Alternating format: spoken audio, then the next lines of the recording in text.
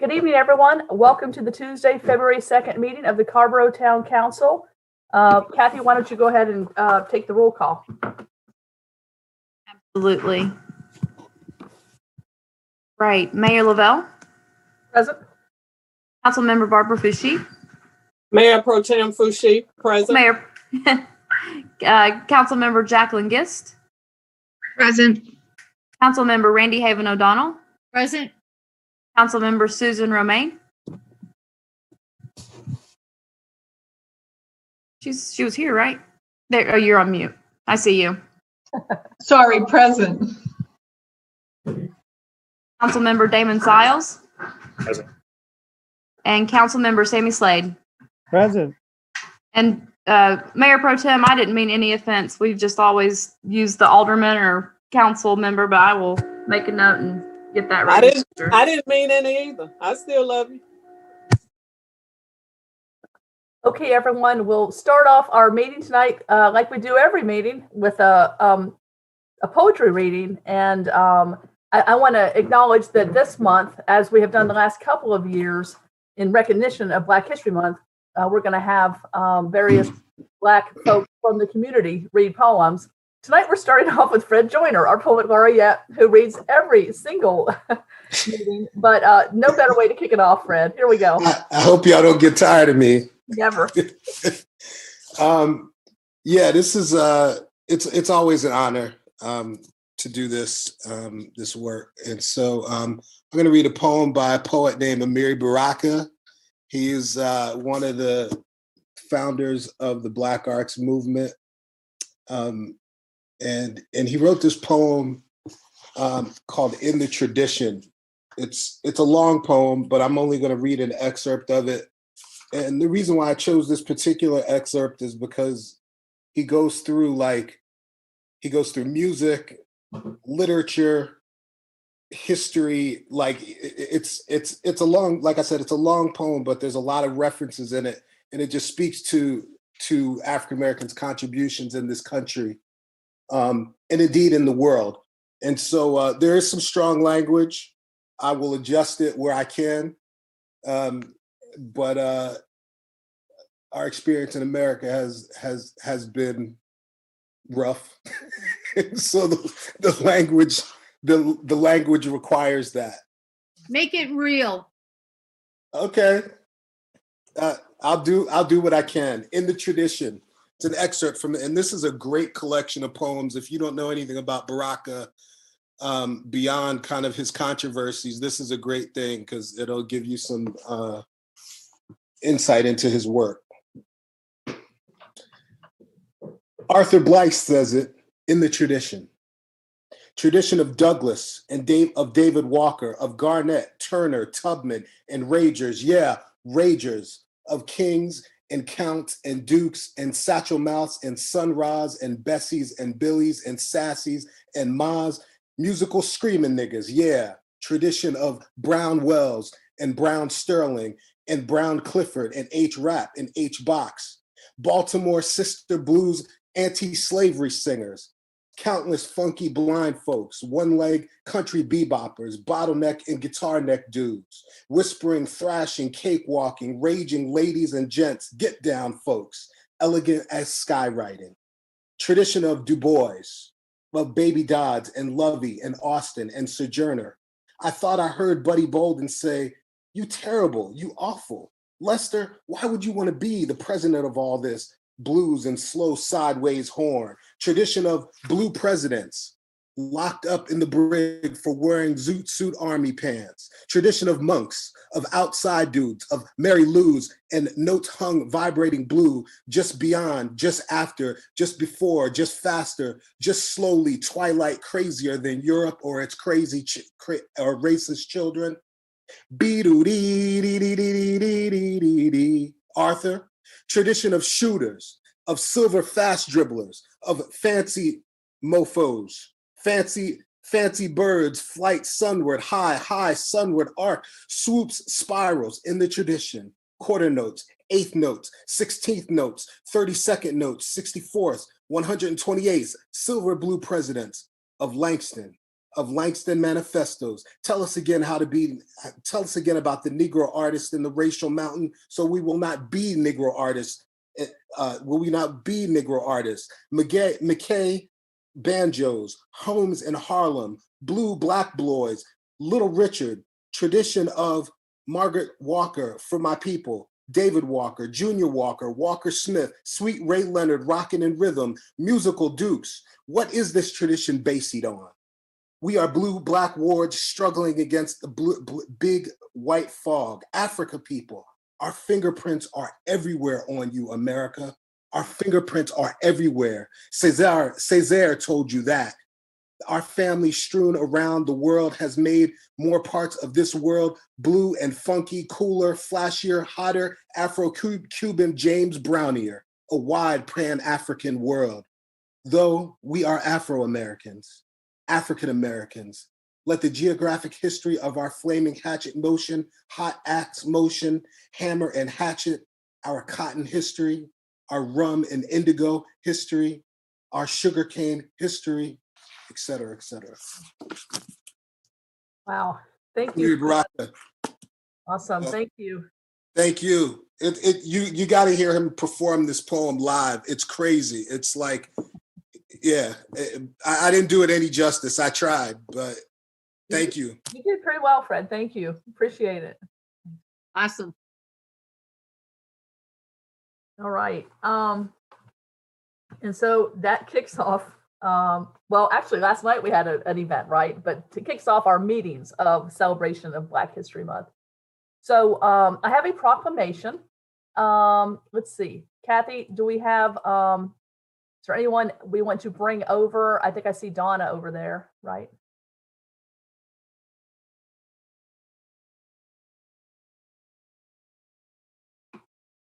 Hey, Donna.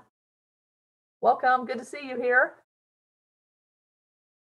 So I'm going to go ahead and read this proclamation recognizing Black History Month. Donna Jones, y'all, is the new president of the newly elected, I guess, president of the local chapter of the NAACP. So it's good to have you here with us tonight. So the name of the proclamation, Black History Month. Whereas Black History Month grew out of the establishment in 1926 of Negro History Week by Carter G. Woodson and the Association for the Study of African American Life and History. And whereas, according to census.gov, Carrboro, North Carolina in 2019 had a population of 21,190, of which 11% were Black. And whereas throughout history, Black people have played significant roles in Carrboro's economic, cultural, spiritual, and political development, while continuing to work to maintain and promote culture and history. And whereas many Black people have played significant roles in their employment with the town of Carrboro, in addition to many employees who work with the town, Richard Knight was hired as the town's first and only Black town manager and served from 1976 to 1980. And whereas others who have served in elected office for the town include Robert Bob Drakeford, the town's first and only Black mayor who served from 1977 to 1983, Braxton Foushee, Carrboro's first Black alderman who served from 1969 to 1981. Braxton was followed by Hilliard Caldwell, 1981 to 1997, Henry Hank Anderson III, 1993 to 1998, Joel Hall Brown, 1999 to 2011, Michelle Johnson, 2011 to 2017, and Alderman / Council Member / Mayor Pro Tem Barbara Foushee, 2017 to present. And whereas the Carrboro Community Park was renamed the Henry Anderson III Park in honor of the late Hank Anderson, Carrboro's Baldwin Park was named for Henry W. Baldwin, an African-American community member and landowner in Carrboro. And Carrboro's Dr. Martin Luther King Jr. Park, which opened in 2020, has murals and quotes honoring the life of Dr. King. And whereas Elizabeth Libba Cotton was born in Carrboro on January 5th, 1893, a very talented, renowned, self-taught musician. She was inducted posthumously into the North Carolina Music Hall of Fame in 2019. The Libba Cotton Bikeway and the yearly Carrboro Freight Train Blues concert series are both named for her. And whereas Fred Joyner, currently serving as the Poet Laureate for the town of Carrboro, was selected as an Academy of American Poets Laureate Fellow in 2019, one of 13 poets chosen nationwide in recognition of their literary merit and to support their own civic programs. And whereas Carrboro is proud to recognize and honor the history of Black people in Carrboro and throughout the nation, and to remember and celebrate them during Black History Month. Now therefore be it resolved, I, Lydia Lavelle, Mayor of Carrboro, do hereby proclaim February 2021 as Black History Month. I encourage all residents in Carrboro to celebrate this important month and to continue to work toward the goal of liberty and justice for all. Awesome, awesome. Thank you all. And Donna, I don't know if you want to say some words to us. We so appreciate you being here. Thank you. Sure. Thank you so much, Mayor Lavelle, and to all of the council members. We really appreciate this and every opportunity we have to support Black people and the work that we're doing here in Carrboro and in the greater state of North Carolina. So thank you so much, and happy Black History Month. Let us all celebrate by doing what we can to lift up Black voices. Yes, thank you. Well said. Thank you very much. All right. So council members, we will move onward then with announcement of upcoming meetings. Kathy, do you want to go ahead and take that? Absolutely. All right. Council members, we have several meetings between now and your next meeting. So the Environmental Advisory Board will meet February 4th from 7 to 9:30. The Appearance Commission will meet February 4th from 7:30 to 9. The Northern Transition Area Advisory Committee will meet February 4th from 7:30 to 9:30. The Planning Board will meet 7:30 to 9:30, February 4th. And the Transportation Advisory Board will meet February 4th from 7:30 to 9:30. So this is, the joint review. So for information on how to attend, please check our website. All of that information's in the calendar. You can email me as well, and I will get you to the appropriate staff person.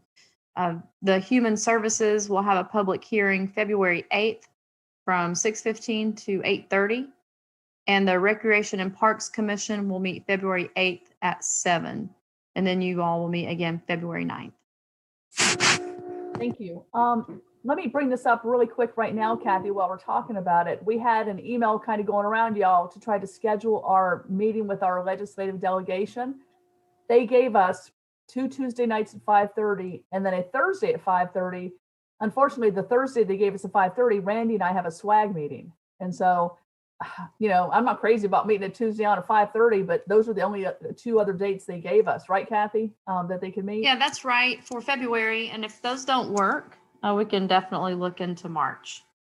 Well, I think one thing is too that, there's going to start being like, I don't know, there's the deadline of bills and things like that. I mean, it's up to kind of what others think. Let me ask this, Mr. Manager.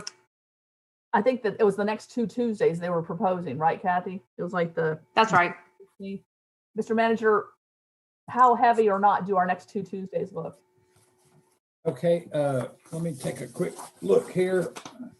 So talk about the 9th and the 16th. Yeah, the delegation's proposing meeting at 5:30 on a Tuesday. So ideally it would be on a night when we don't have a tremendous amount on our meeting schedule, but I don't know that that's possible. Right. I know we're already trying to do some shifting around, so. Yeah, I think the 9th would be probably lighter than the 16th.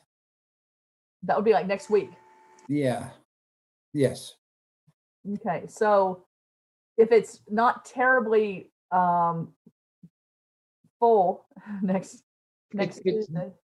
Pardon me? You've got the Orange County Transit Plan update, text amendments for Rogers Road, which you've heard several times, and then an update on the comprehensive plan. Okay, well, that might be a possibility, y'all. I mean, I don't know if we're going to put it off till March or not. What thoughts from anyone about that? I mean, again, I'm not crazy about a Tuesday, but it seems like Tuesdays and Thursdays were all they could offer in the next two weeks or so. Tuesday at what time, Mayor Lavelle? I think they said 5:30. So I would anticipate we might go like 5:30 to 6:30, cut it off, take a little break, and then come back at 7. Is that what we're thinking? Another option I could check with them would be, if we could do town business, begin at 6:30, you could start your meeting a little earlier and then invite them toward the end. So it's not two separate meetings from so you're not going from 5:30 until 10 o'clock. All right. Why don't It's up to y'all. Yeah. Why don't who is absolutely against the Tuesday night thing? I mean, I'm not crazy about it, but I'm not against it, but I cannot. I'm coming in here on two wheels as it is sometimes from work. so So maybe I can't guarantee that I would be in at 5:30, but maybe 6. So I'm not against it, but that would be my schedule. well, one thought is we could start our meeting next week, maybe at 6:30 and meet with them at 6:30 and then just roll on into our meeting and we can try to contain our conversation with them also. I mean, we don't need to be talking to them for hours, right? I mean, so that's a thought, start at 6:30 instead of 7 and then not have too heavy of a meeting that night if possible. We can make that agenda work if you want to do that. What do y'all think of that? Everyone's like, it's not ideal, but I think it's probably that starts us half an hour earlier. We'll still have our 10 o'clock cutoff, our new roll, and hopefully we'll finish before that. So Yeah, we'll get you out by 10, like you said. We'll stick with the 10. yeah, let's try to do that. And if we have to, move something off, we will. I'll update you as soon as I hear from them on confirmation, and hopefully we'll shoot for 6:30 for our legislative delegation meeting. And then once you're finished with that, how would you like to allocate 30 minutes with them or? Yeah, I'd say no more than 45 minutes. Okay. Roughly 45 minutes. Let's kind of think through that. So, Okay, thanks. and Got it. And I'll be looking forward to hearing what they have to say as much as what we say to them, I think too. So, Right. All right. Thank you so much. all right, that sounds great. Okay, let's see. Requests from visitor speakers from the floor. Kathy, do we have anyone here signed up? Wait, Susan, do you have a comment?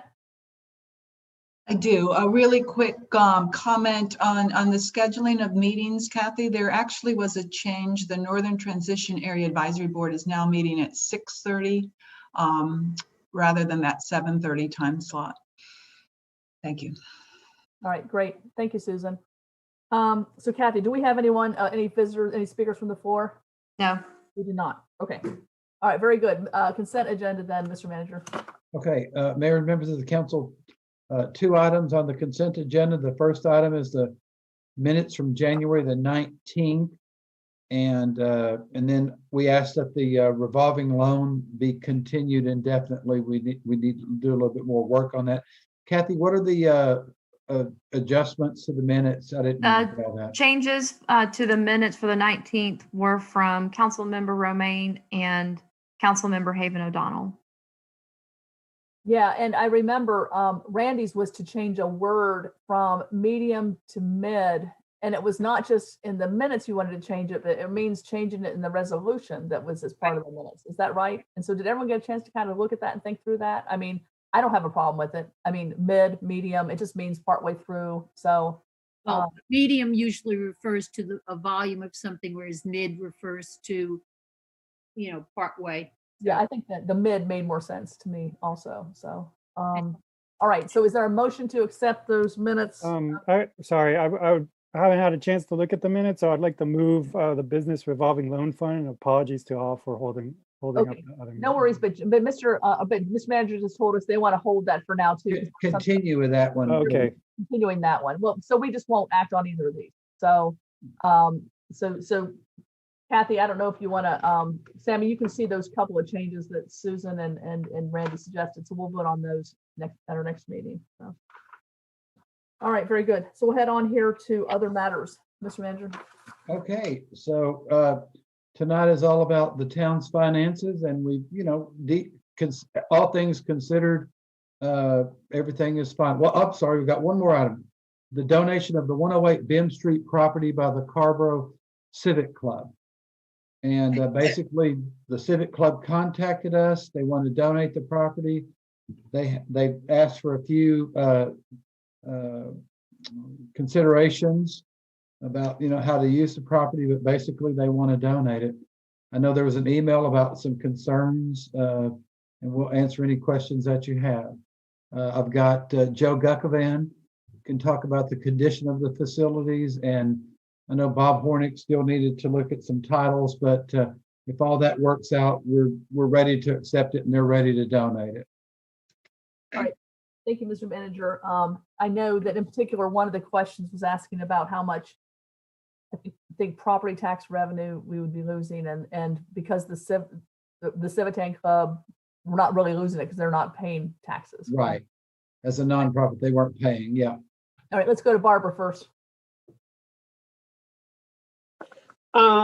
So my question is about the renovations, and I see it says to make the building accessible and bring it up to the current building code will be necessary in the future. So one question I have is how soon in the future? And I see an estimated cost of up to $100,000. And I was just wondering, I guess those two questions can go together. Just wondering, like, how soon? Like, would that have to be prior to the actual use of the building? And what's the layout inside? I've never been in there, so I don't know, how it's set up. I know Ray, I forget his last name. I know. Thank you, David. I know in one of his emails, he said something about, using it as affordable housing. But then I'm like, is it even set up like that? And, what would that look like? And I'm thinking, if that was the case, it would be some kind of public-private partnership, if it is even possible. But yeah, so those were my questions. I guess the main thing being, about the renovations, how soon, what's the layout in the house? I know, I think it said Public Works had inspected the property and received an inspection report on the building and not identified any significant liabilities associated with occupying the structure. So I guess just a little bit more information around those questions would be helpful for me. Okay. Well, I'll start off answering the questions and then maybe turn it over to Joe. I can say that the exterior of the house is really in great shape. The roof looks good. The siding looks good. There's one piece of siding that needs to be replaced. Overall, the exterior is in great condition. The parking lot in the rear is great. It's on pier and beam with a brick parapet around the bottom.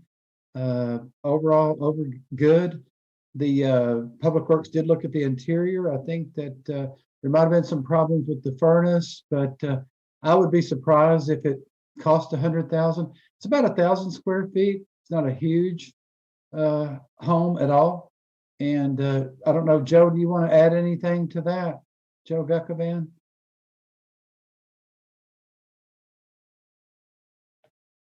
I don't think he's in here right now.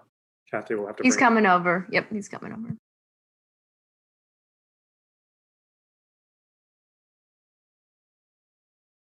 Hey, Joe. Hey, how are you? Good to see you. Good. I was trying to answer, but I wasn't here.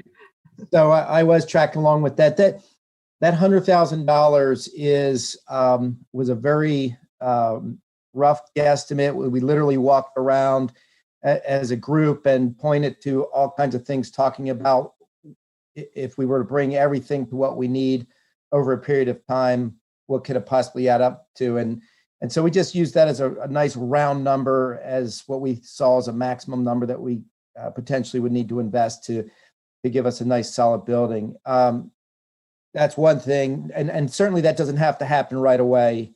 As far as, I'm sorry. I said, oh, okay. Yeah, because you just answered a question. Thank you. Yeah, as far as the bringing up to ADA compliance, we'd have to work with code enforcement to see exactly, how that would work. As far as, I think we're going to keep well, actually nothing's been determined as far as the use goes, but I understand that the desire is to make it a community benefit, which is probably similar to what it's been used for. That being said, I certainly think it's desirable and we should work toward that. How quickly that has to happen, we would have to have conversations to discuss that. And then the other question I heard was, what does it look like inside there? And it's essentially 3 rooms, one being a small kitchen, one being a small room. I guess you could use it for whatever you want. And then a large portion of it being an open area where I saw chairs set up in kind of a kind of like the council chambers there where it's just a bunch of rows of chairs. And I assume you can just move that around however you want. It's just a multi-purpose space. It's not gigantic, but I think it's maybe 1,300 square feet, if I recall. So it's certainly has potential for having group gatherings there. You said a bathroom too, Joe? Did you mention a restroom? Yeah, Is there a bathroom? Yeah, there has to be a bathroom in there. I don't remember specifically looking at it, but I'm sure there's one in there. Okay, thanks. All right, thanks, Barbara. Jackie, and then Susan. Thank you. I'd like to move the item, but I would also like us to have a resolution thanking the Civic Club for their donation.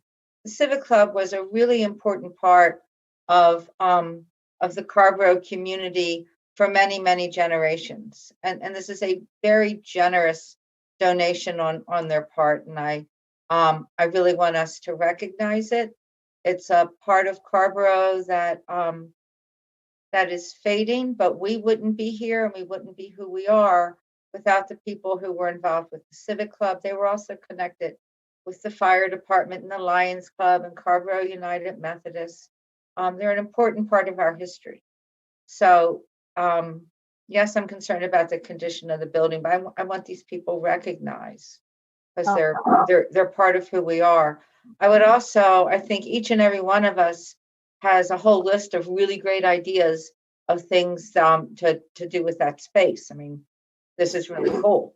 So I would, as part of, I'd like to move the item with asking for a resolution to be written, to be presented to the donors, and to have something scheduled on our agenda so that we can really have a serious conversation and all of us get our ideas out about what we would like to see happen with that building. And the Civic Club gave us a list of possibilities, any one of which would be great. So that's my motion. Okay, so your motion is to move the current resolution, and also to add to the current resolution, I guess, for us to have a future date at which we have a discussion, and then have a separate resolution where we thank the club, the Civitan Club. Do we want that second one to come back to us next week to approve? Or I can't hear you, sorry. Okay, you're on, yeah. Now you're on. Part of my motion is asking the board to put together a resolution in recognition of the Civic Club and accepting their property. So I don't want the resolution alone to be accepting it. I want us to make a big deal out of it. Right. So my question is just, do we want to delay this current one, or do we want to pass this one, which says we want to buy it, but create another resolution to thank them and go into a lot of the detail behind it? I want, as part of my resolution, the commitment that we are going to write a resolution and recognize them. And also, I want us to have an agenda item where all of our ideas can be discussed with each other about what we would like to do with it.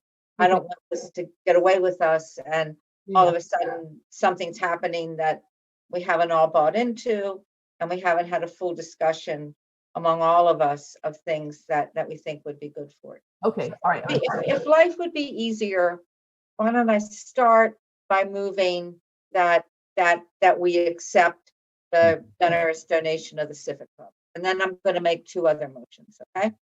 Okay, all right. Okay. That's your first motion. Sammy seconds it. Susan had her hand up. Let's let Susan talk for a minute. We'll come back to you for your next resolution, Jackie, or your next motion. Susan. Yeah, thank you, Mayor. Thank you, Jackie.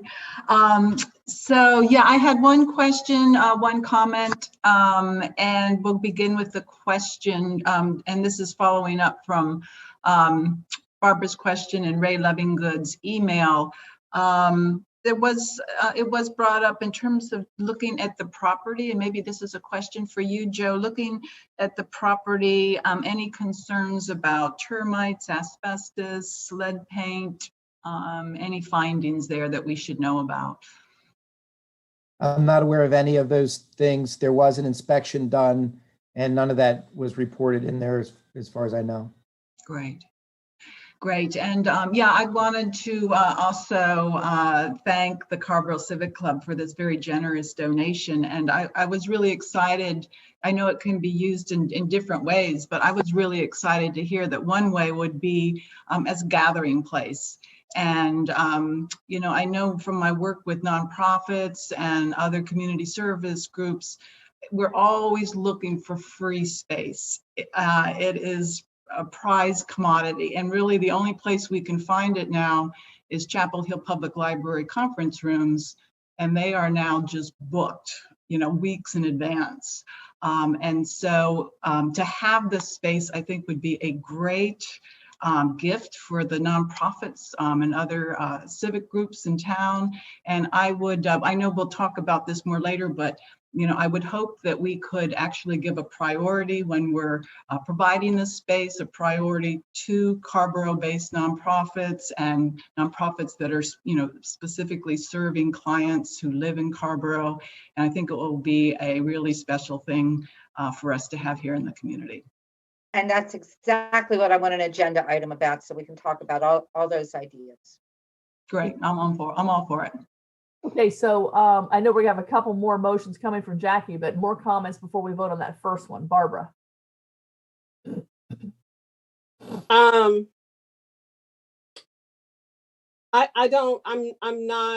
familiar with the building. I'm not familiar with the work of the Civic Club. I know where the building is, you know, partner. Right.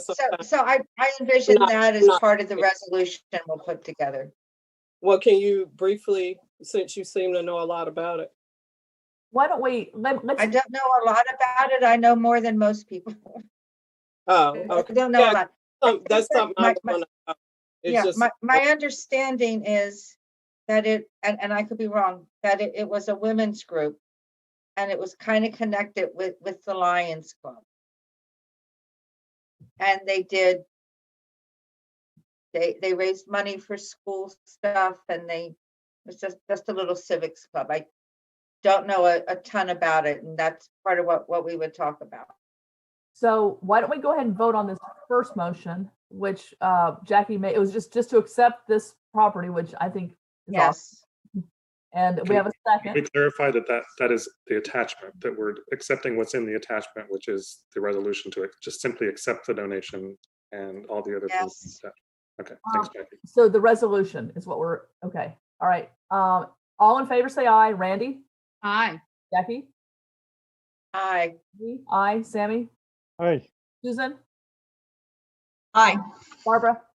Aye. Damon? Aye. Okay, now next motion, Jackie. My next motion is to direct staff to schedule an agenda item for us to discuss, share ideas for the use of the building, and come and decide how we're going to use the building. So a full discussion of many ideas. Okay, all right. Motion by Jackie, second by Sammy. All in favor, say aye. Randy? Aye. Jackie? Aye. Aye. Sammy? Aye. Susan? Aye. Barbara? Aye. And Damon? Aye. Okay, and then Jackie. My third motion is that we research the Civic Club and write a resolution thanking them for their donation and recognizing their contribution to the community. Okay, motion by Jackie, second by Susan. All right, any discussion? Wait, what did she just say? Right. Just simply that we're going to put together a resolution thanking them for the building, formally thanking them for the building, and recognizing their contribution to the community. Oh, after staff does their due diligence, which was the second one. Got it. Yeah. All right, so motion by Jackie, second by Susan. If there's no further discussion, all in favor say aye. Randy? Aye. Jackie? Aye. Aye. Sammy? Aye. Susan? Aye. Barbara? Aye. And Damon? Aye. All right, very good. All right, awesome. Thanks, y'all. All right, Mr. Manager, moving along. Thanks, Joe. Thank you, Joe. Thank you, Jackie. Thank you, Jackie. Thanks, Yes. everybody. Good idea. All right, so we're going to talk a lot about the town's finances for the current year and coming up. So we'll start off with the mid-year financial report, and our acting finance director, Carrie McNallen, will make the staff report. Mayor. All right, let's see. I see Carrie coming along here. And Arch is there.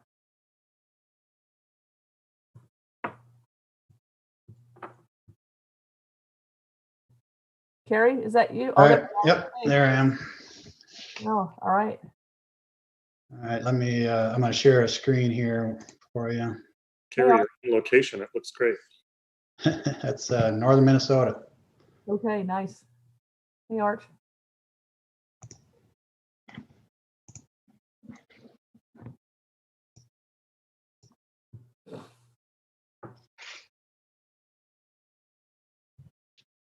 All right, so hopefully you're seeing my PowerPoint slide now.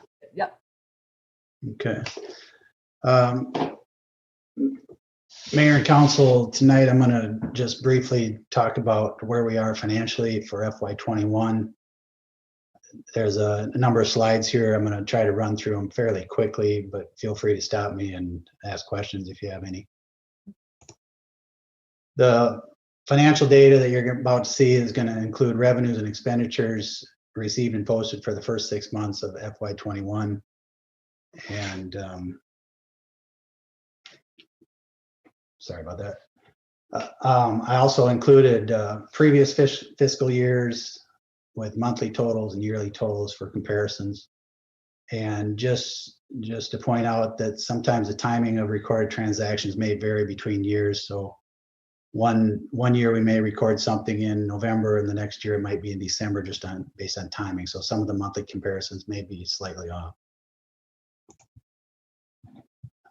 Most of the screens I'm going to show you are going to follow this same format as the one you're looking at here. The FY19 column is in the first column. That has actual numbers and totals by month. The middle column for FY20 has monthly totals as well, and that's actual numbers for FY20. And then FY21 will show you what we've posted through December for the current year.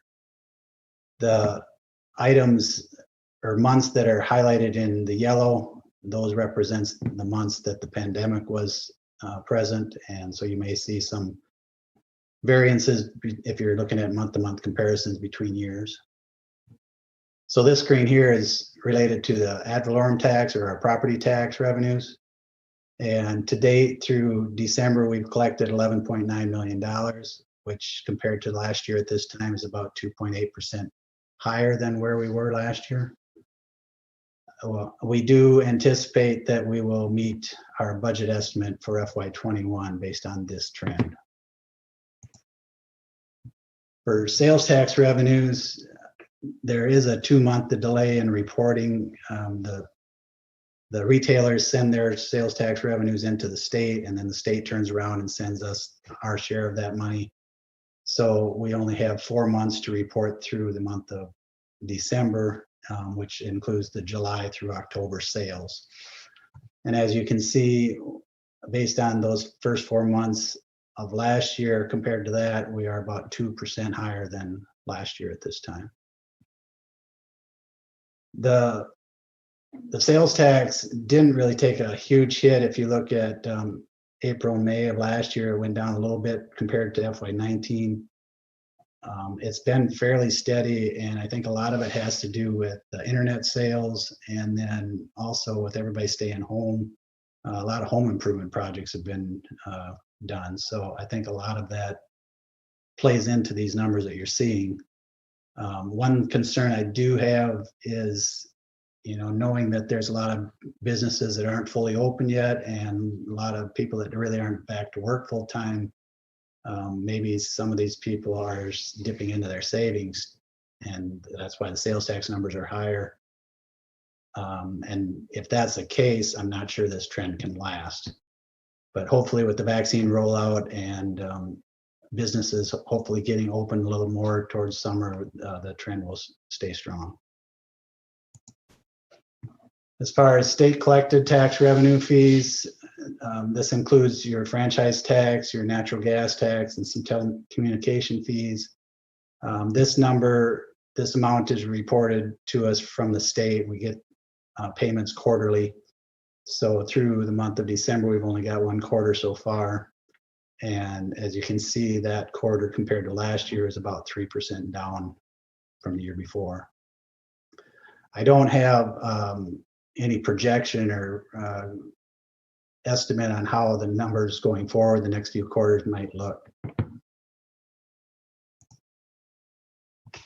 Hotel motel tax revenue, the occupancy tax revenue, as you know, tourism and travel has taken a big hit because of the pandemic, and that's very obvious in the months March, April, and May of last year. And it has rebounded a little bit in these last few months. I don't see that getting much stronger in the rest of FY21. There is very little effect on our general fund related to this tax revenue because 97% of this money goes to the Carrboro Tourism Development Authority. And so that's their primary source of funding. And so it does take a toll on their budget. And as you can see, we have 5 months reporting so far, and it's down about 70%. Sales and service revenue. This includes recreation and Century Center fees. This is another one that's taken a pretty good hit because of the pandemic. You can see in March, April, May of FY20, we actually have negative numbers because of a number of the programs that people had signed up for had to be canceled, and we had to issue refunds. I know recreation has done a amazing job of trying to do virtual programs, and those are being offered still. It just doesn't bring in the type of revenue that we're used to. And as you can see in the first 6 months, we're down quite a bit from the year before. We don't expect this to rebound throughout the month of, or through June of it, or through the rest of FY21. Hopefully, if the vaccines get out and get effective, and maybe FY22 Park and Rec can get back to having more programs and more people can gather. As far as expenditures go, we are down about $708,000 compared to last year at this time. And this is through the December, so the first 6 months. The main reason for this is the hiring freeze that was put in place. And then the budgets, a lot of budget cuts regarding most of our training, conferences, and travel. And of course, we've deferred a lot of equipment purchases and major repairs. The operating transfers are down about 1.7 million from last year. And this is almost entirely because last year in FY20, we sent a lot of money over to the Capital Projects Fund, and we funded a number of capital projects. Whereas in FY21, we put a lot of our FY21 projects on hold. So we have very few transfers to the capital fund this year. This slide here shows the fund balance for the last 4 years, where we ended at the end of each year.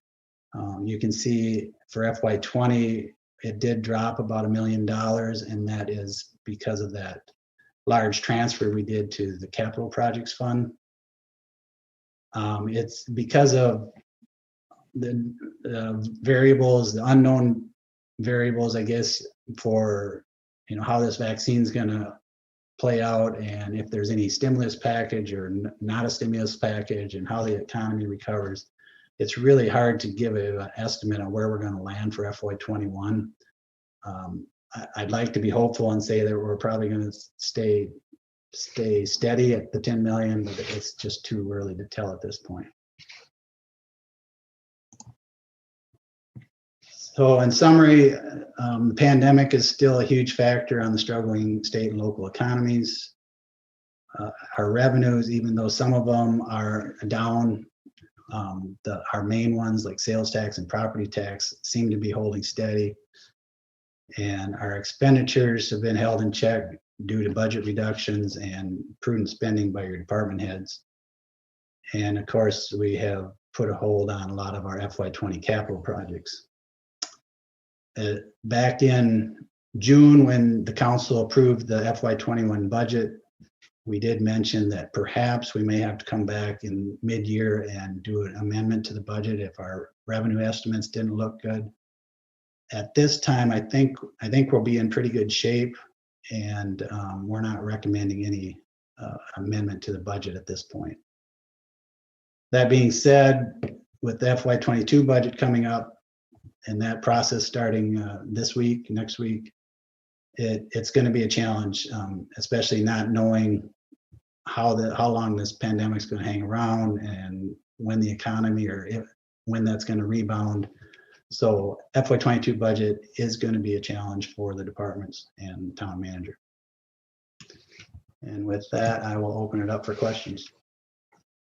Great. Thank you, Carrie, and thank you. That was really clear and helpful and broken down by different, kind of revenue sources, and appreciated the recap on what expenditures have been put off, and also reminding us that this was kind of our mid-year check-in, because back in June, we had no idea how things were going to proceed for the next several months. And I don't know about you all, but it's more encouraging than I thought it would be in terms of, what we'd expect, the property tax, the sales tax. Of course, we know the hotels and so forth, recreation fees down, but it's, at least as a municipality, we seem to be holding our own here. Susan and then Jackie.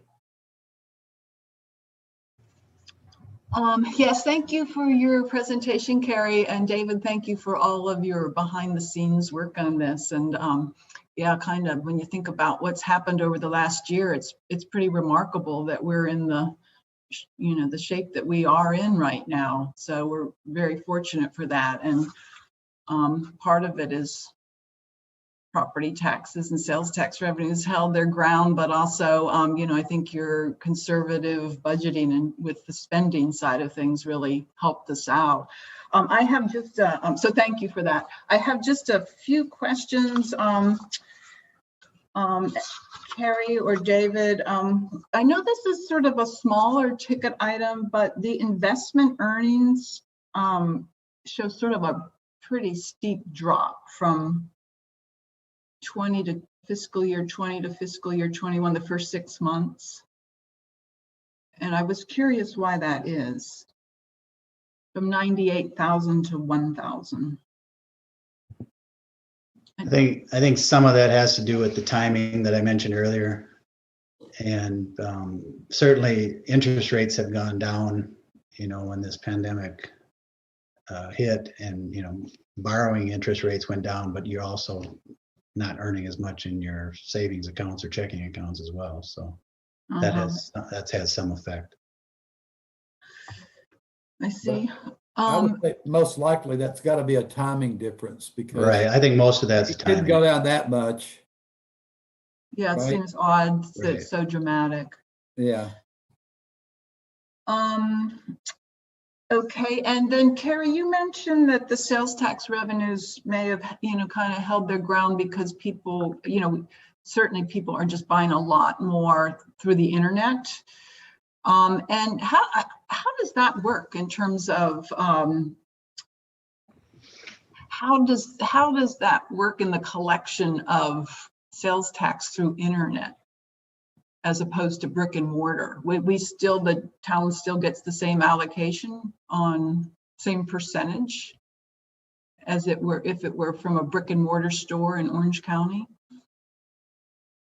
Yeah, so your sales tax, if the companies are doing it right anyway, they will report the sales tax based on the county that it's being delivered to, or the town that it's being delivered to, if there's a town tax. So that again, if the companies are reporting it accurately, it should be no different than if you walked down to the general store and bought it.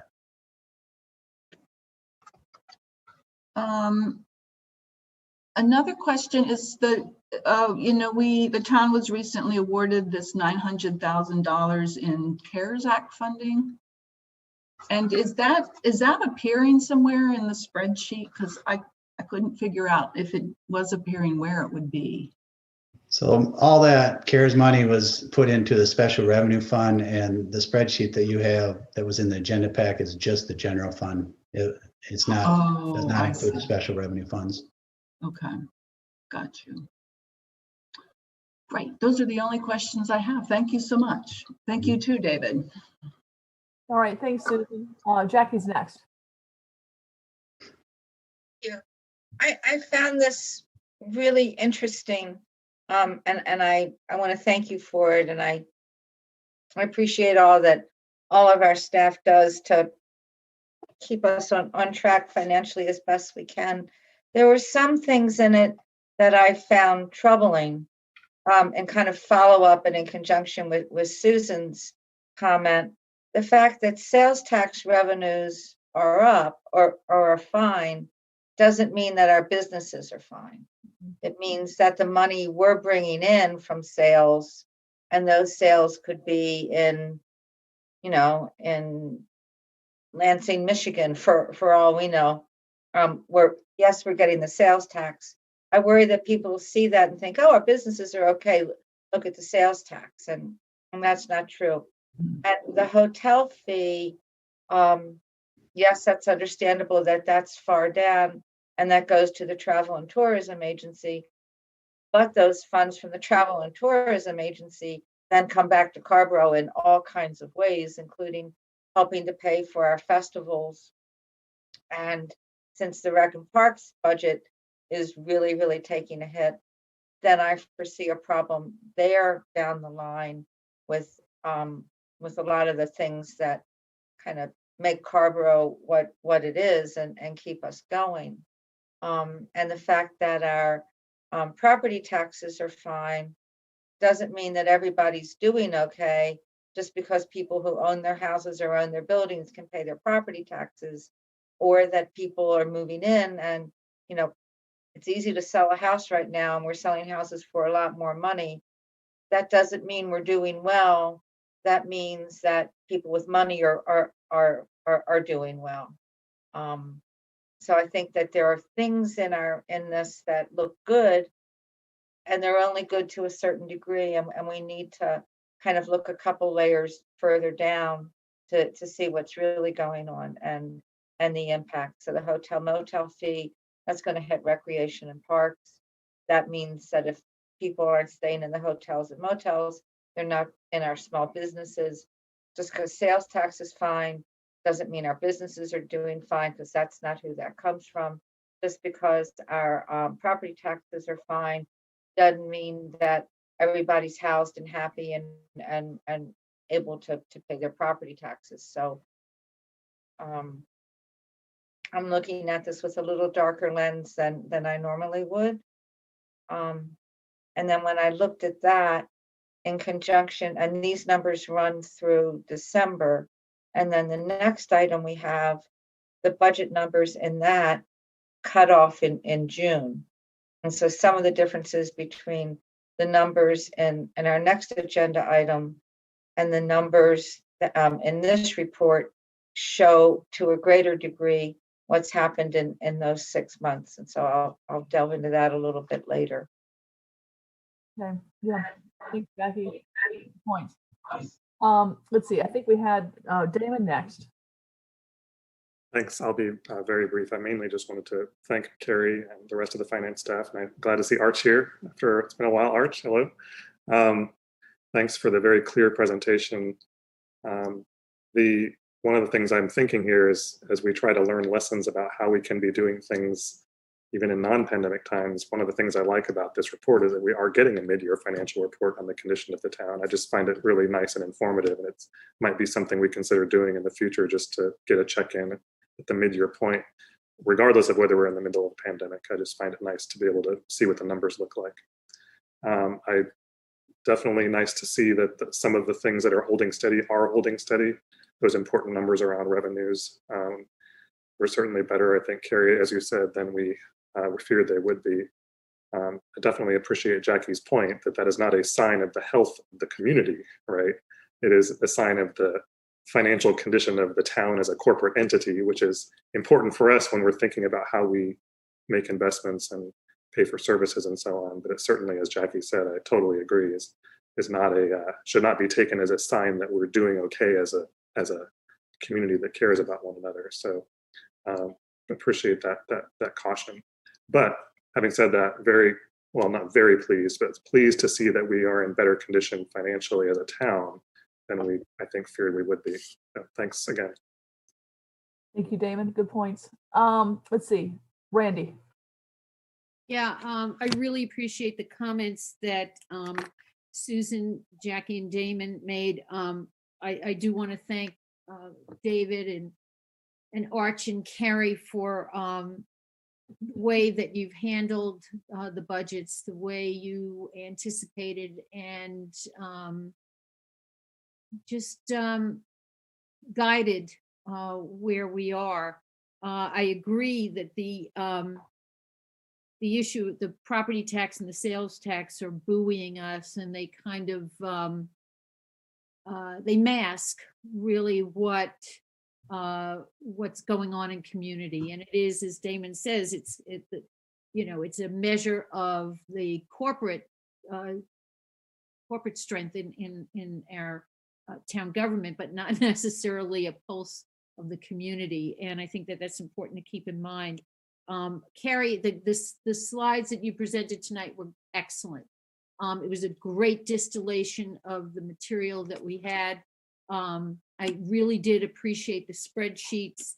One of the things that, it just to look at that 72.1% going up was startling. And it did take some time to be thinking through what the reality check is on that. And so, I feel that the finance department is giving us excellent guidance, that we have a good look forward.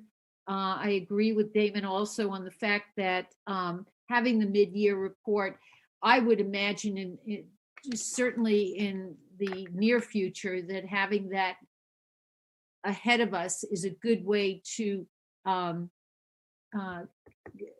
keep a measure of what's happening and where we need to go, because these are going to be tricky waters to navigate for some time to come. And it's good to have confidence in the finance team and to know that we're updated as often as every half year, every 6 months. So thank you for that. And if there's an attachment, I think, is there an attachment that we need to accept on this? Or just accept the report. Yeah, I would like to move the acceptance of the report. All right, motion by Randy, second by Damon. All right, I think I saw Barbara's hand up for comments, and then Susan. Yeah, thank you, Lydia. Mine is really quick, to thank the finance team, and good to see you, Arch and Carrie, and also our town manager for the due diligence and the good bookkeeping, right? So, we're in a position where we definitely need to proceed with caution, and I appreciate all my colleagues' comments. They were right on point. But also what I'm seeing is that, we've had good record keeping. We have good folks working in our finance department. They're on top of things.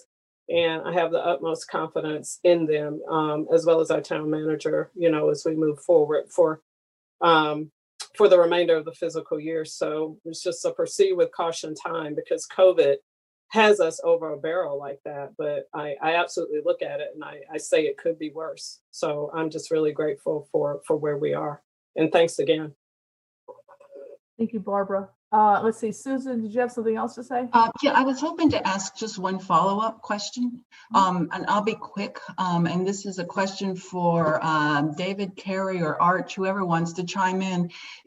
So what we're hearing is, overall, it sounds as if the town is actually our finances, we're doing a little better than how most of the community feels right now. And given that we do have a healthy balance, our reserves have held in well. We're kind of starting to come out of this pandemic. Does it make sense that we can loosen the grip on our spending? Let's get more money out into the community. So I'm curious to know your thoughts about, we're in a crisis and this is exactly when, you typically do run down your reserves. And should we be spending a little bit more money right now? Mr. Manager, I don't know which of you wants to address that. Can I make one quick comment before I turn it over to you? I do think part of the reason we're in such good shape is it seems like we've really tightened our belt, right? I know we have lots of frozen positions, right? We have lots of staff doing extra work. We put off some things, but I kind of had a little bit of that thought too, wondering about like our human services, some of the grants we gave and things. Mr. Manager, do you want to go ahead and address that or whatever? Yeah. So we're in the process of developing the budget for 21-22. And, I think the news that we got today, and first of all, I just want to say thank you to every one of you, because everything that you said is right on heart. We're holding our own for the town's finances, but the local economy, people are suffering because, we're so tourism dependent. And if you look at the hotel receipts and the restaurants, our town's finances are not a reflection of our local economy. And so I think that we really need to proceed with caution. Been keeping a close eye on the vaccinations, and nobody's criticizing anybody, but man, we're all ready for the rollout, and it's can't happen fast enough. So I think we just need to keep an eye on that. We want to keep the hiring freeze in place through the end of the current fiscal year, June 30, develop the 21-22 budget, and then let's see what we can do. The good news is that we have $900,000 of federal funds to do for rental assistance and utility assistance and things of that nature. We've started the human services funding already, and we're fully funding that at the current year levels. And so I think, what we'd like to do is just say, hey, we'll hold our own, we'll add where we can, and let's give it a few more months. And so we're just now, February, March, by April or May, we'll have a better idea. And then we could take care of that with the 21-22 budget, if that would work for you. Mm-hmm. Yeah, thank you, Mr. Manager. Thank you, David. That makes sense. Yeah. Mm-hmm. Susan, good question, good comments. Okay, so we had a motion and a second on accepting this report. Kathy, you got who that was, right? I think it was Randy and maybe Damon or something. Okay, all in favor, say aye. I'll start over here. Sammy? Aye. Becky? Aye. Me, aye. Susan? Aye. Barbara? Aye. Ian? Aye. Randy? Aye. All right, awesome. Mr. Manager, next item. Okay, Mayor and members of the council, the next item is your CIP for 21-22 through 25-26. Has a lot of capital needs, and one of the things that that I wanted to make sure that you have lined up for the next 5 to 7 years are rehabilitation of the town facilities. Besides the 203 project, we need some work to be done on the Century Center, Public Works, Fire Station 1 and 20, and Town Hall, but that's going to happen over a 5 to 7 year period. But in the interim, we have sidewalks, greenways, fire truck replacements, and the like, and all that's captured here in the CIP. And Carrie's going to continue with the staff report. Thank you.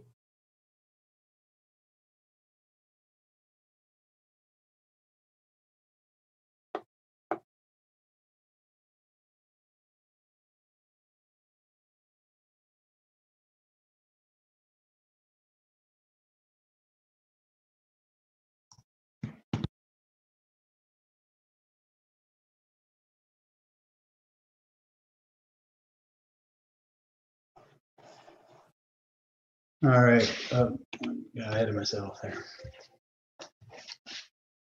So I've got a number of slides here to go over the capital improvements plan, or also called the CIP.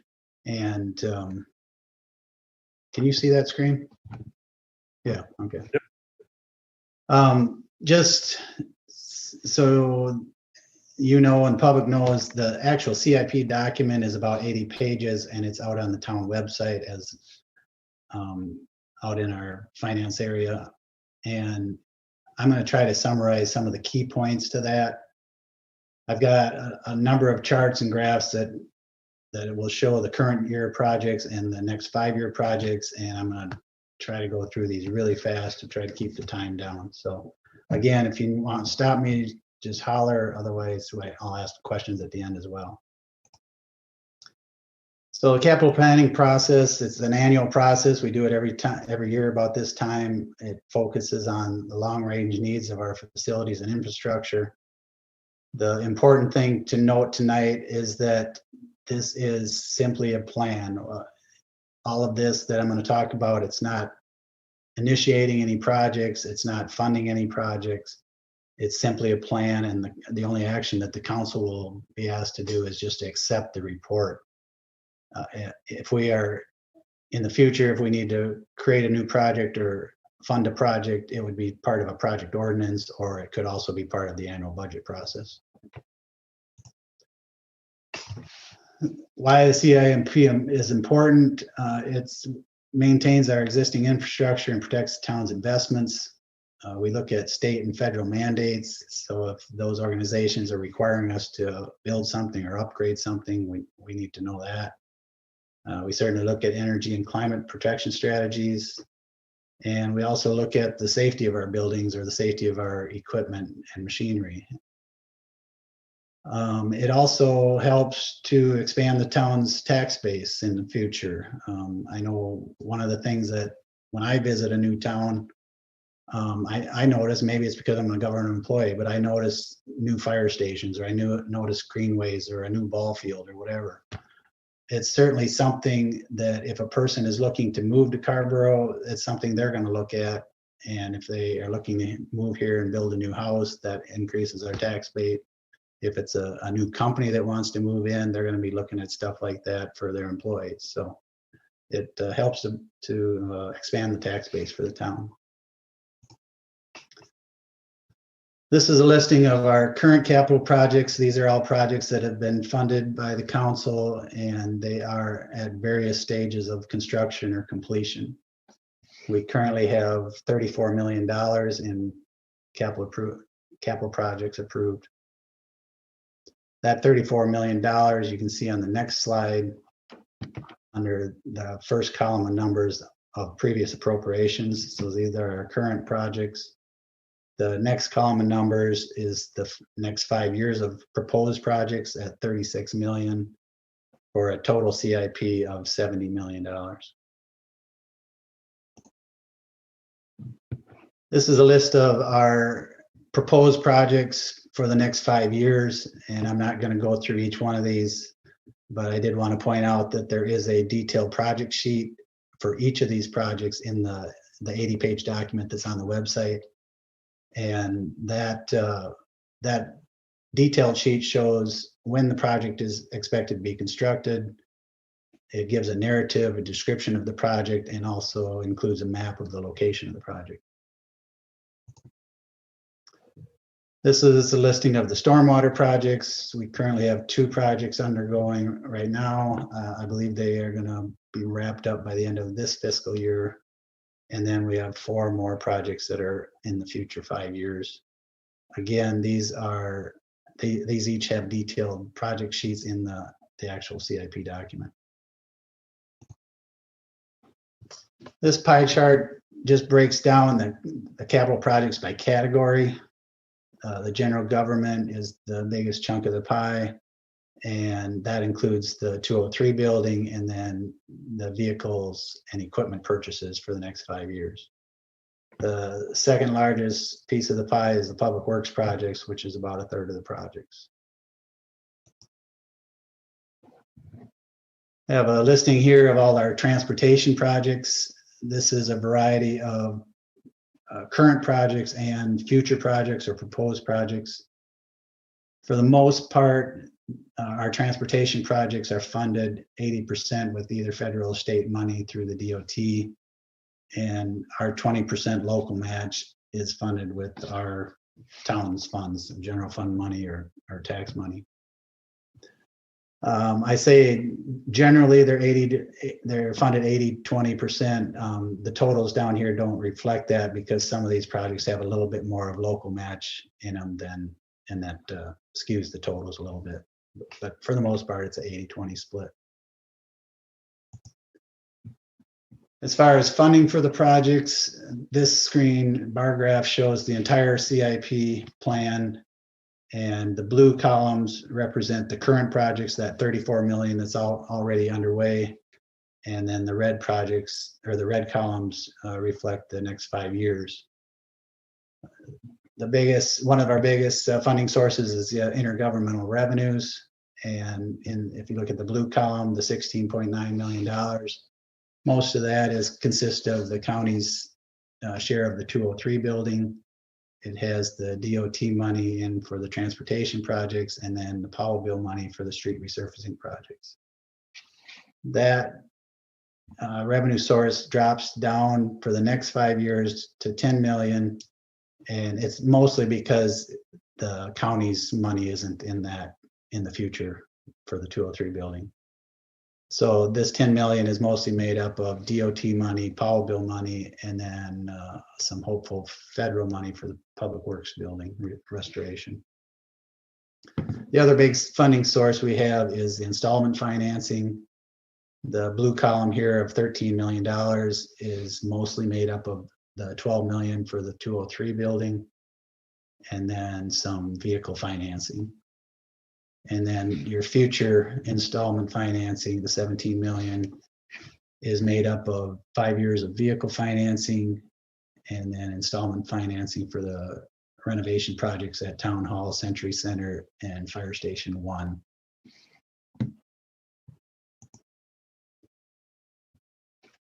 This is a summary of the entire CIP plan. It's broken out by year. You have your current projects in the first column. The top section shows your expenditures, breakdown of the expenditure types. The middle section shows the appropriation or the funding of each of the projects. And then the last section is your operating impacts related to these capital projects. I want to concentrate on 2 lines on this slide. The first one being this debt service line near the bottom. If the CIP plan was implemented as it's been presented, the debt service, which is principal and interest payments in FY22, would be about $480,000. By the end of FY26, that jumps up to 2.8 million. The other line I want to focus on is the bottom line in red. And now this is just to give you a perspective on the cost of the CIP plan. And it's strictly hypothetical. I'm not saying this is what's going to happen, but hypothetically, if the council were to say that we want to implement this plan that's presented, we want to borrow the money that's listed in here as installment financing, but we don't want to use any general fund reserves. If that were the case, the tax rate would need to be 6 cents in FY22 to fund the town's local share, which is this $899,000, and the debt service payment for that year. And again, that's hypothetically not using any general fund money, and just that would be what the tax rate would have to be to fund that. In the next year, the tax rate would be 10 cents. This is not a 10-cent increase on the 6 cents, so it would be a 4-cent difference. And again, this would fund the $869,000 of town share for these projects and the 1.4 million in debt service. So keeping in mind this 6 cents in FY22, Just to give you an example, on a single family home that's valued at $355,000, our current rate is the 0.5994. So that homeowner is paying $2,000 in Carrboro property tax. This is just the town tax, not the total tax bill. The 6 cents would add an additional $215 onto that tax bill for a total of $2,300. And again, I emphasize this is just the town tax. It's not the entire tax bill. As far as debt service payments, the chart here shows in the blue line our current debt service, which is principal and interest for the GO bonds, the Fire Station 2 improvements, and some vehicle financing. If we were to not issue any more debt going forward, our debt service next year would be $876,000, and it would drop down to $569,000 by the end of FY26. And just a note that in FY25, that is the last year we have to make a payment on the fire station debt. The red line shows the principal and interest payments for the debt that is listed in the CIP presentation. So if we were to issue the debt that's in there, our principal and interest payments would be this red line. And the green line is simply the red and the blue added together. So if the entire CIP was implemented the way it is, we would have debt service payments of about $1 million next year, and it would be $3 million by the end of FY26. Every year, the Local Government Commission sends out a report that shows the debt ratios for the cities and counties throughout the state. And they group them in population groups. So the latest report they have out is the June 30, 2019 report, and it shows for outstanding principal as a percent of assessed value for populations or cities of our size, of Carrboro size, the average city has a 0.261 debt ratio against assessed value. The highest city in that population group has a debt ratio of 1.475. Carrboro's at the end of 2019 was 0.176, so below the average. If the CIP was implemented as shown, our debt ratio would be 0.935 by the end of FY26. They also supply similar information for the debt service per capita. So for that population group, the average town has a $267 debt per person. The highest town in that population group is $1,500. Carrboro's is $207, which is below the average. Again, if the CIP was implemented as presented, our debt ratio per capita would be $1,100 by the end of FY26. One other debt ratio we looked at is the debt service as a percent of operating budget.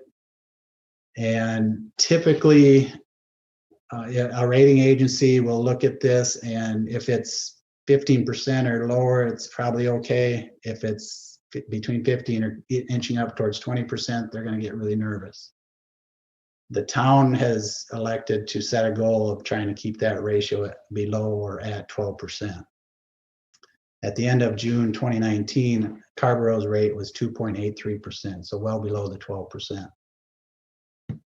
Again, if the CIP was implemented as presented, that rate jumps up to 11.49% by the end of FY26. The next three slides basically show that same information just spread out on a 5-year scale. This is your 0.935 that I mentioned earlier, the $1,100 per capita by FY26, and then the 11.49%, which is just under the 12% cap for the debt as a percentage of budget.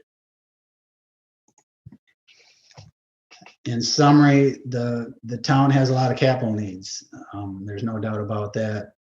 Anybody that owns a home knows that you need to put some money into them once in a while, keep them upgraded and keep them improved.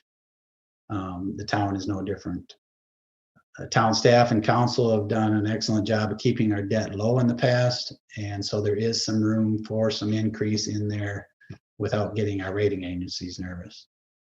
And as I mentioned at the beginning, this is the CIP plan is done every year. So we reevaluate our priorities every year. So this is just a plan document and it could change over the next 5 years.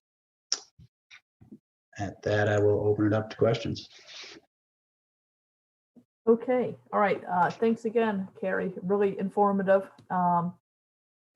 Every year it's always interesting to me to kind of see, you know, what we've done, what we're financing, what our priorities are. You're just kind of looking out 5, 6, 7 years.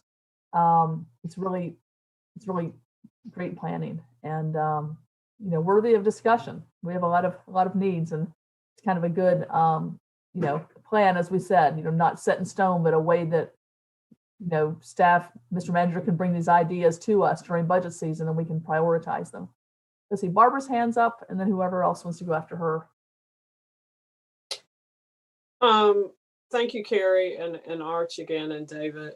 My question is about the renovation of our town facilities. I feel like that discussion has been going on for a while, and maybe for various reasons, the renovations have kind of fallen on the back burner. So I guess my question is it really high priority now? Are we actually going to proceed with that for those fiscal years stated here in the report, or is that just what we hope to do? Certainly a lot of things are COVID dependent. But was just wondering about that because, I mean, to me, that is a priority. That's our infrastructure, the town's infrastructure. So was just trying to figure out where all that is in the grand scheme of things. Yeah, thank you, Barbara. Good question. Let me take a stab at it. Sure, please do. Okay. So, you know,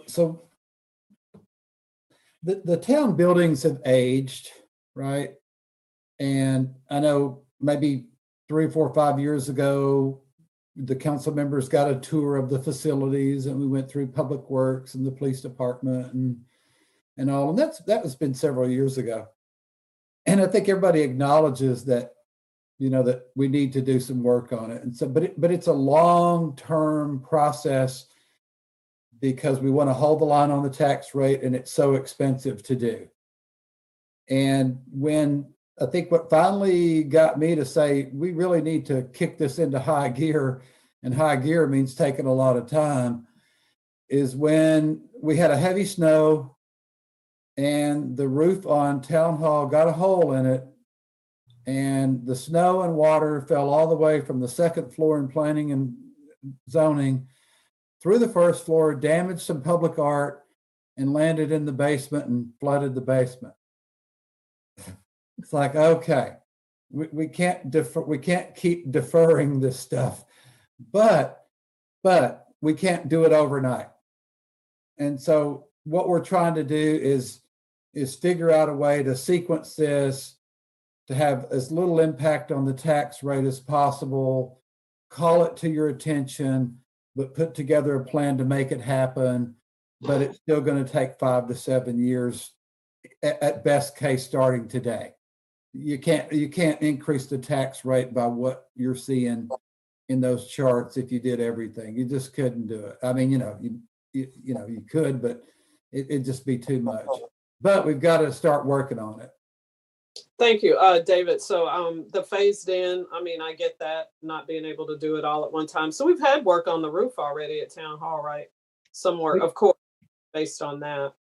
So we've already started. You know. I'm sorry, Barb. One of the best things that we did, I think, a smart thing was, you know, you all approved $1 million for a facilities rehab fund. And so what we've been doing is fixing the roofs, putting new roofs on Fire Station 1. We put a new roof on Town Hall. We put in a new parking lot. We're doing some of those interim measures, and we're trying to make stuff that, so if when we renovate, we don't lose the money. We didn't throw it away. It still will be value added, and it buys us time. And so that's really what our strategy has been. All right, great. Thanks, Barbara. other questions from council members about the CIP for David, for Carrie, Damon, and then Susan? I just want to thank Carrie again for the clear presentation and staff for the information. Every year, this is a really great way for us to get that big picture look at what our needs are, so that we can have a good foundation as a council for discussing what our priorities are. And I know David is really clear about that every year, that here's what we need to be working on. Now we need to have some future conversations about what comes first. And I think that's been really important for us as we prioritize our spending over the last several years. And I'm glad that Barbara asked about town facilities, because that should be, I think, a priority. We need to continue making it a priority, and I hope that we can begin tackling some of those bigger projects soon, especially as we get the 2 or 3 project off the ground and are able to be a little bit more flexible with town space, and therefore potentially position ourselves to make some of these renovations that are sorely needed and have been needed for a really long time. So I'm looking forward to us, in fact, Barbara, making those a priority, so that we can get some of them done sooner rather than later. One question I had, and maybe this is taking us down a road we don't need to get in too much detail about, but in the vehicle financing portion of the CIP, and I'm sure we've had conversations about this, because I can imagine that I think Sammy has asked about this on numerous occasions, but just wanted to raise the vehicle financing question again about how are you building into the potential cost of that financing the types of vehicles that we would be purchasing? Like, are we going toward electric vehicles where that's feasible? And if so, is that being built into the CIP as project cost? Want me to take a Art, stab at it? You want to answer that, Archer? You want me to? Why don't you start? Okay. In terms of the vehicles, we have not started. This CIP does not include any of those alternative vehicles, the cost of purchasing those. What we have started to do is to review all of our vehicle acquisitions and and look at how we do the financing. And we also started a conversation with the fleet manager regarding alternative vehicles. I know the fleet has had conversations with other people, and other agencies about, how they use, gas powered vehicles and things. And so I would, I would think that next year's CIP would include those alternative vehicles.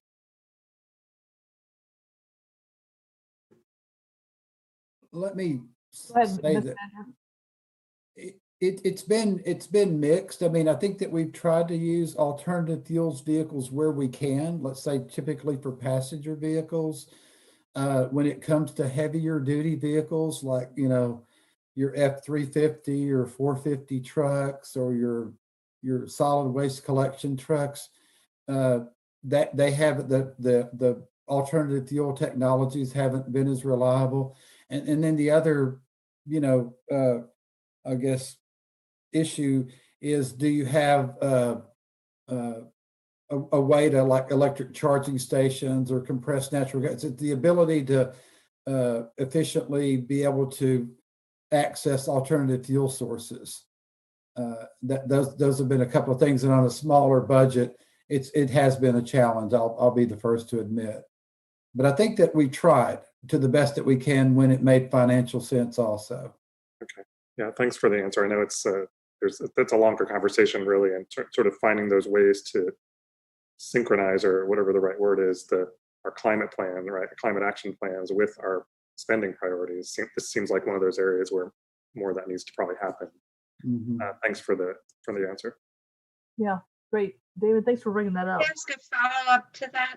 Sure, Jackie, go ahead. Yes, follow-up. I'll go, Susan.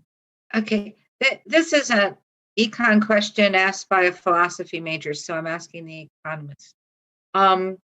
The president has said that he wants the federal fleet to use to switch over to alternative energy. Have you all heard that?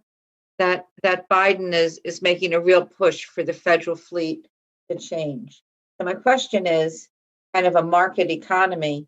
If the federal fleet changes, will that then make it more affordable for us to change our fleet, because it'll put more pressure on the manufacturers to be creating alternative fuel vehicles? Is that a possibility?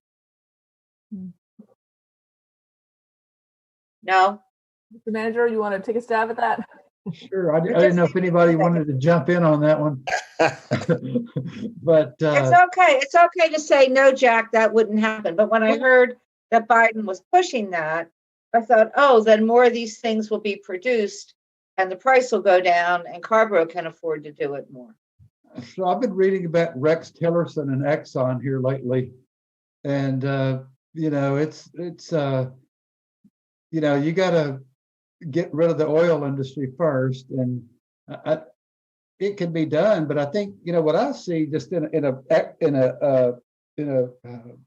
what would I call it, a macro sense, is that you have to have, fueling stations, whether your fuel is compressed natural gas or EV charging stations. There's a whole lot of infrastructure that needs to go along with, if you could buy alternative fuel vehicles, but you have to have convenient ways of re-energizing those vehicles. And that's the challenge today, is just having, access to those kind of facilities. And I think that it would take the federal money and a federal desire to make that happen. I do. Biden announced a couple days ago that he wanted the whole federal fleet to turn electric. So if the whole federal fleet turns electric, then won't there be more charging stations? Because federal cars are everywhere. Seems that'll help us, and then that gets back to our CIP and stronger statements about alternative vehicles. Well, let's just take it now. You have a gas station on every corner. Okay, well, how about if you had an EV charging station on every corner? Or you could get compressed natural gas on every corner. That'll happen when the market's there. Right.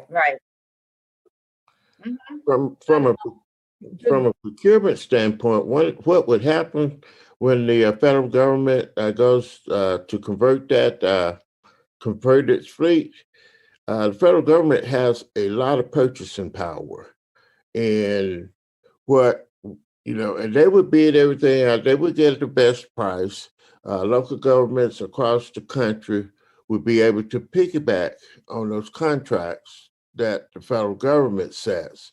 Now, depending upon, and so I see that as giving us some room for getting a better break on the price. And I'm assuming that if the federal government goes down that road, then you're going to see states going down that road. GM's already announced that they're getting out of the gasoline business with vehicles. So we're just going to sit back and wait and see what the other manufacturers do. But there could be some positives. If the federal government actually does that, then we would look to piggyback on the contracts to get a good price on vehicles.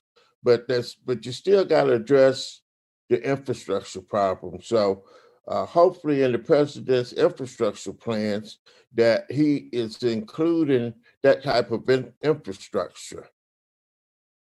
Yeah. Thank you, Arch. Thanks for those comments and good discussion by everyone. Let's see, I think Susan, coming back to you now. Yeah, thank you. Thank you for that question, Jackie.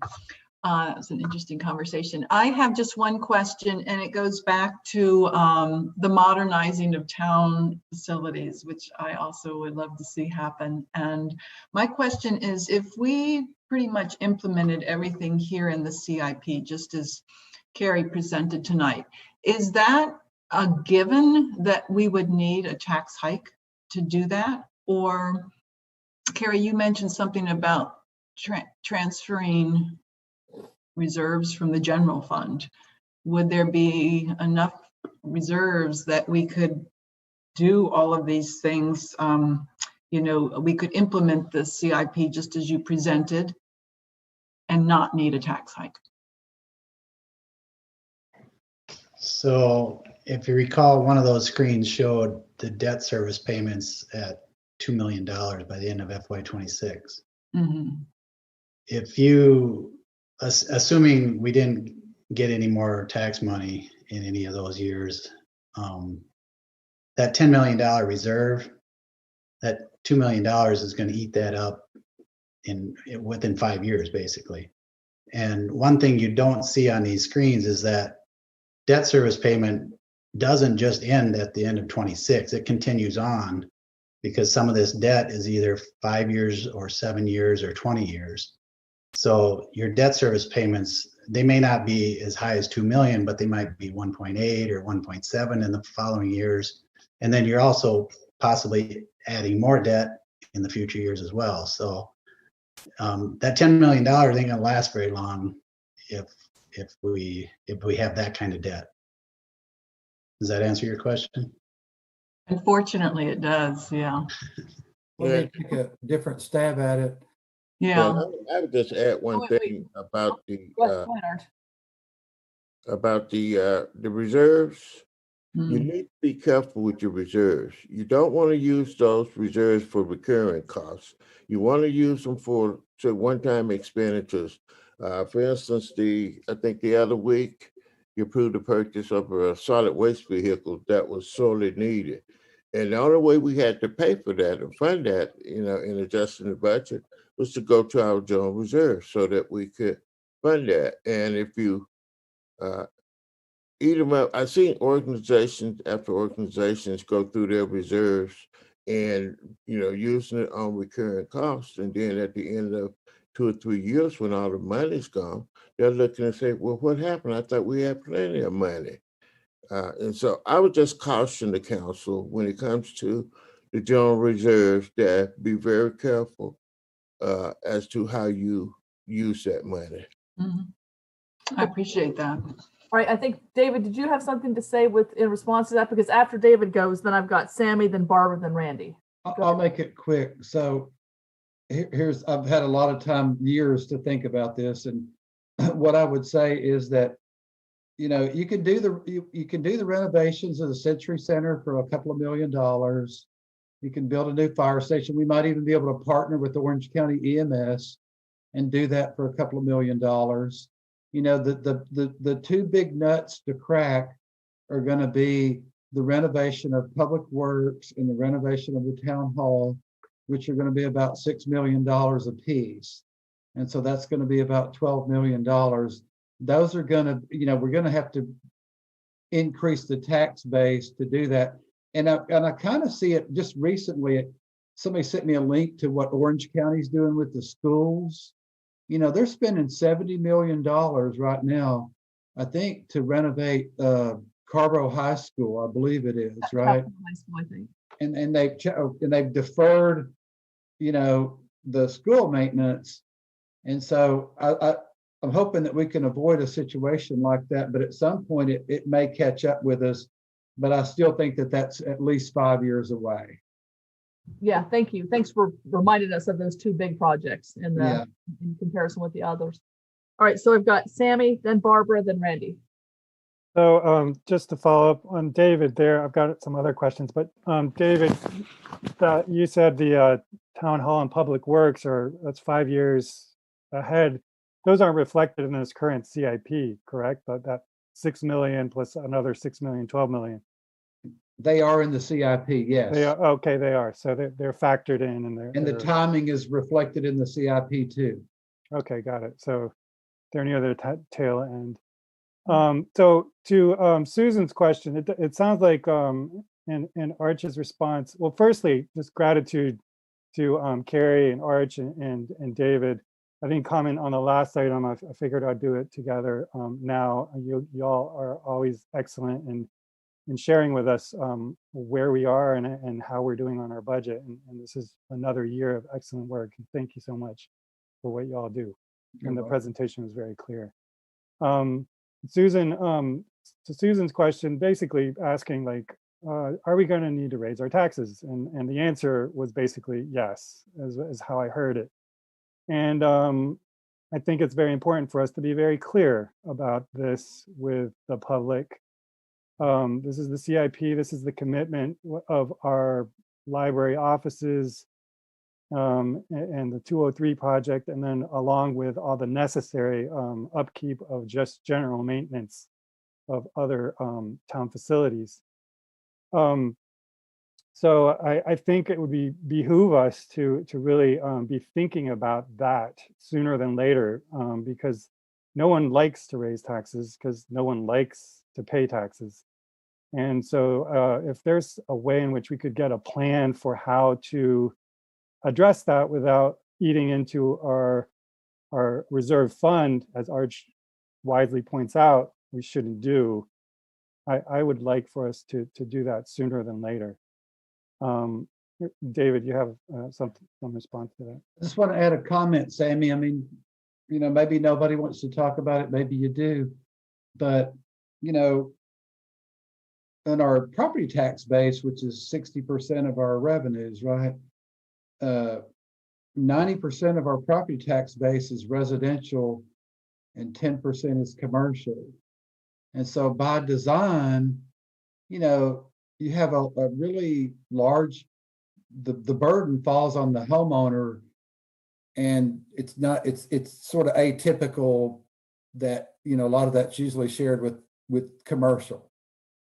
Now, I mean, Carrboro's the way you want it, and that's good, but it does put more of a burden on the homeowner, you know, whereas if you expanded your economy and had more new commercial, you could lighten the load to some extent on the individual homeowner. But that's a policy choice that you all would make. Yeah, I understand that. That's a perennial conversation we're constantly trying to pursue and create that ratio better for commercial over residential, and things just seem to grow together and the ratio never changes. So it's a really hard nut to crack. I think that we're talking about the next 10 years and that ratio is likely not to change much. So we really just need to bite the bullet and address it sooner than later. Anyways, so that's just the fact of choices that we've made. Getting back to this other thing, which is the emergency, again, that climate change represents. We have a 10-year window. It would cost us $4 million a year annually over the next 10 years to meet our climate action goals, climate emergency goals. And I find it really troubling that within 3 years, we're already paying $3 million extra from these commitments that we've just made, which represents 3/4 of what we would have to pay for climate emergency action. And it brings us close to the 12% ratio that we've set for ourselves. And essentially, if we really want to invest to the degree that our climate goal represents, which by the way is only a 20% match from the federal and state governments, we would be getting up to that 20% that Carrie points out banks are very wary of wanting to lend to an institution that is having a ratio that high. So all that to say, when we talk about climate action and goals, we just have to be very clear, like we have set this goal, we're not serious about meeting it because the money is where the rubber hits the road, and how it currently looks is not conducive to those ends. And electrifying the fleet is just a drop in the bucket. There's so many other aspects to meeting these goals that would need to be addressed.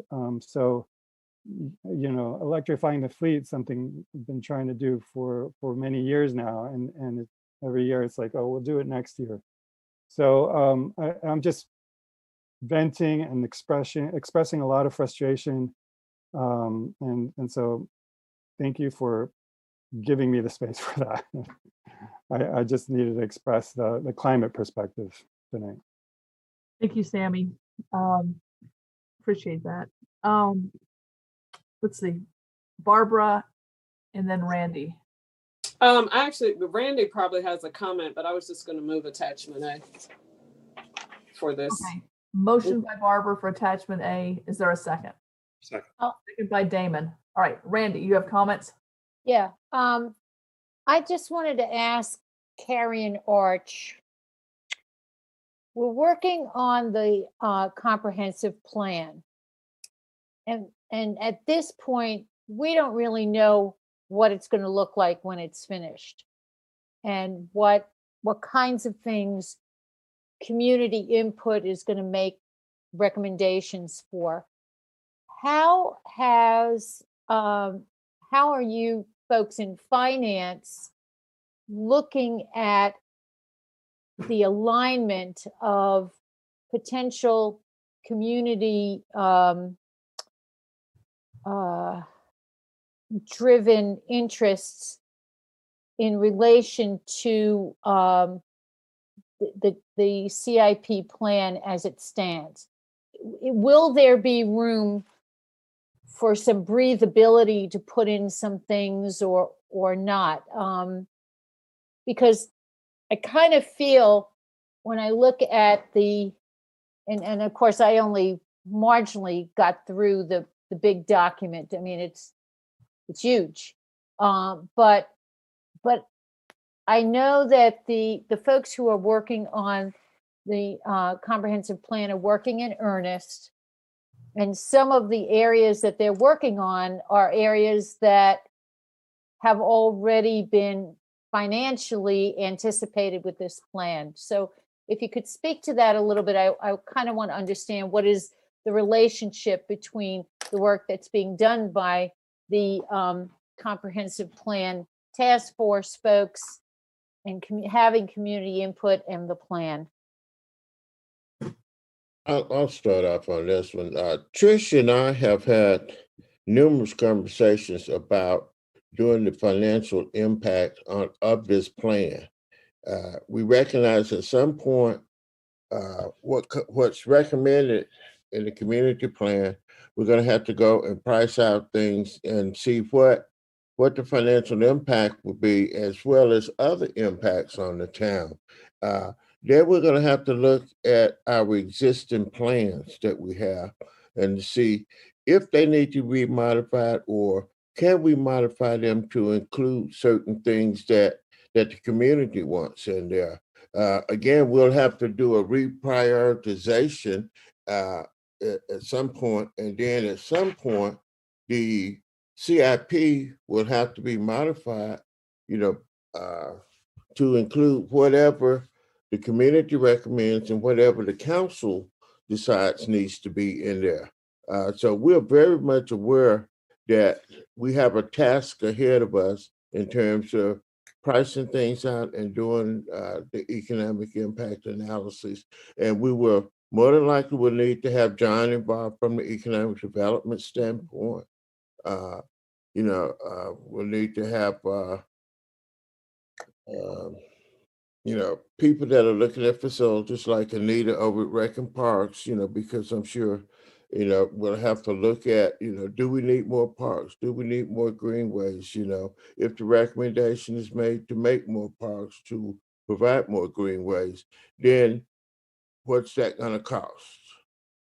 Not only in building it, but also, what's going to be the cost of operating and maintaining that going forward. Right. So, real tough chore ahead of us. So yeah, I'd say so. So, but I guess I'm wondering too if between you and Trish and Carrie, if the task force, the comprehensive plan task force, if they could have like a tutorial on the CIP, so they would be informed about what is what has been laid out as the plan from the council on capital improvement from 21 through 25, so that they're not blind to what has been laid out, and they could be thinking and be informed by these numbers, because the community very often just doesn't know. The whole finance is the what we're all running on, and yet that's something that rarely gets into the conversation in terms of planning. Community responds and we have public hearings on budget, but that's not the same thing as it's looking at the long range plan. So typically, if you really want to implement your your comprehensive plan, you need a strategic implementation as part of that, so that you have actionable items included in your comprehensive plan. And so I think that you're right, that you need to be able to connect your comprehensive plan to your budgets, because as I say, what gets funded is what gets done. And so I think that's a really good idea, and that I'm sure Arch will be more than happy to do that. Wouldn't you, Arch? I mean, Yes, I would. I'd be more than happy to do that. Yeah. I'll have a conversation with Trish to see if we can get that scheduled. Perfect. You guys, thank you. Thank you so much. Thank you, Randy. All right, everyone, we have a motion for this item. A second. It was by Barbara, and I think we already had a second. I think was it Damon, Kathy? Okay. So if there's no further discussion, all in favor say aye. Damon? Aye. Sammy? Aye. Jackie? Aye. Me? Aye. Barbara? Aye. Susan? Aye. And Randy? Aye. All right, thanks y'all. And again, thanks to staff. Thanks, Carrie. Thanks, Arch. Thanks, David. Really awesome work and very clear. We appreciate it. Mr. Manager, next Okay. item. So the next item on your agenda is a public hearing for community input on the town budget for FY 21-22. Historically, we've always had Robert Dowling show up, and but he's retired this year. But anyway, if you want to open the public hearing or turn it over to Carrie, however you want to proceed, he's going to make the staff report. I guess, well, let's have Carrie make the staff report, and then I will open it, and then I might close it. We'll see. So, Carrie.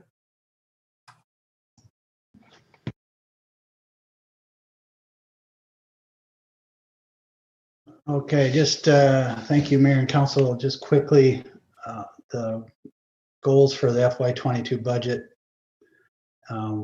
We implement the council's strategic priorities and manage costs while improving or restoring services. And I say restoring services because with the pandemic, some of our services were put on hold, such as recreation programs and whatnot.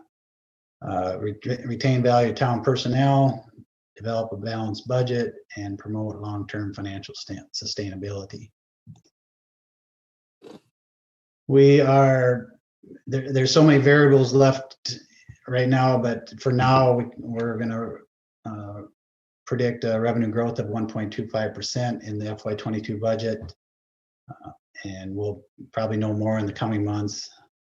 Salary and benefit costs, they typically are about 60% of our operating budget, and we do expect increases in our health insurance premiums. And as of November 20, the inflation rate was at 1.2% from year over year. And of course, the budget process also includes a capital improvements program. Some key dates, our departments will start entering their budgets hopefully next week. We'll get the instructions out soon here. And then for you all, the manager will present the recommended budget to the council on May 25th. And we'll hold our first work session on that date. And then we'll have a public hearing on the recommended budget on June 8th. And then the council will adopt the budget on June 22nd. And that's all I have. All right, great. Thank you, Carrie. I'm going to open up a public hearing to see if anyone from the community wants to provide any input at this time. I'll also just kind of note that while this is a public hearing, there's always opportunity to comment on the budget. Folks can email us, email the manager. We are going to be meeting Mr. Manager usually meets with each of us individually and kind of talks through the budget with everyone as he kind of puts together the budget and works with all the department heads and crafting that item, that budget. And I think it's going to be as challenging as it ever has been, Mr. Manager, this year. And really appreciate the work that is going to be coming up for you and the staff putting that together. So, so Kathy, is there anyone who's popped in or shown up here to speak with us this evening? No, there's no one here for this. Okay, all right, very good. So again, our timeline, the budget will be coming to us near the end of May. So it's only early February. So we have a little time for the community to give input. I guess input from the community would be better sooner than later. That's for sure, Mr. Manager. But thank you in advance for the work you all be doing. Right. Well, I'll be meeting with the council members one-on-one, and then we'll draft it. And then we'll have with Arch and Carrie, we'll have, like we've done in years past, we'll present the recommendation to you well before it ever goes public. So yeah, we appreciate that. Thank you. That sounds great. Okay, then on to our last item then. Okay, thank you. And so your last item is we had our MAC policy meeting this morning, and Chief Smith's going to provide a synopsis and an update on that. Lots happening.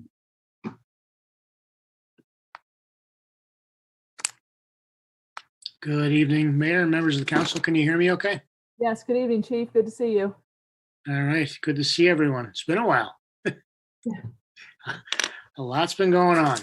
All right, we'll kick off with kind of the MAC update from this morning. In the county, 6,848 cases, 82 deaths. Over the last week, we've seen a slight increase in the number of cases. 403 cases over the last 7 days. Roughly works out to be 58 cases a day. And last week it was at 46 cases, so an uptick of about 12 patients a day. The percent positivity rate this week has gone down to 2.7%. Last week it was at 3.6. And at the county level this week, the percent positive rate is 10.2, where last week was 13.3. So both numbers headed in the right direction. As far as testing, the county has tested 163,169 so far. And just always that reminder of some people have been tested twice, so that's not individual numbers. Contact tracers, they do have capacity to take on additional cases. However, the state has stepped in to take over a lot of the contact tracing so that the county could redeploy personnel towards the vaccine and support for the vaccine. As far as the vaccines, just some information on that. The state provided 39 additional staff members today to help staff the call center. There is an acknowledgement that there is a backlog of emails and phone calls waiting to be returned.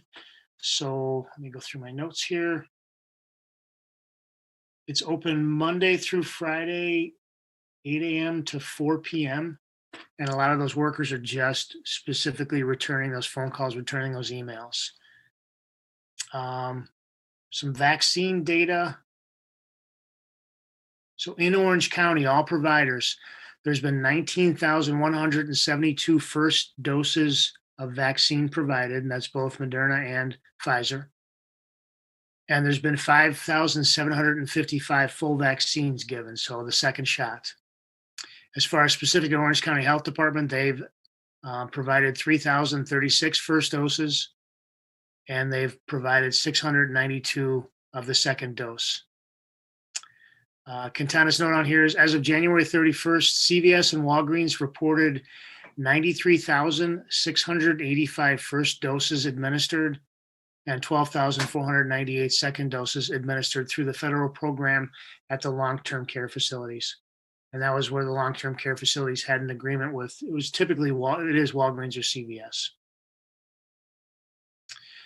So on to some of the interesting, additional interesting information. The base allocation from the state for Orange County for the next 3 weeks is 200 first doses each week. There is a plan in place as far as the first dose vaccines, and then to make sure by the end of the weekend, all doses have been administered. The state has also distributed 400 additional vaccines, and that is to support vaccine projects for historically marginalized populations that promote equitable access planned in conjunction with community partners. So those are additional pods that are stood up. I believe this week, the pod that's getting stood up is in Cedar Grove. So they are providing those additional doses. I don't know, there was not discussion this morning as far as for how many weeks, if it was 400 a week or if it was 400 for the 3-week period. Orange County is working to continue to streamline the process for signing up for shots.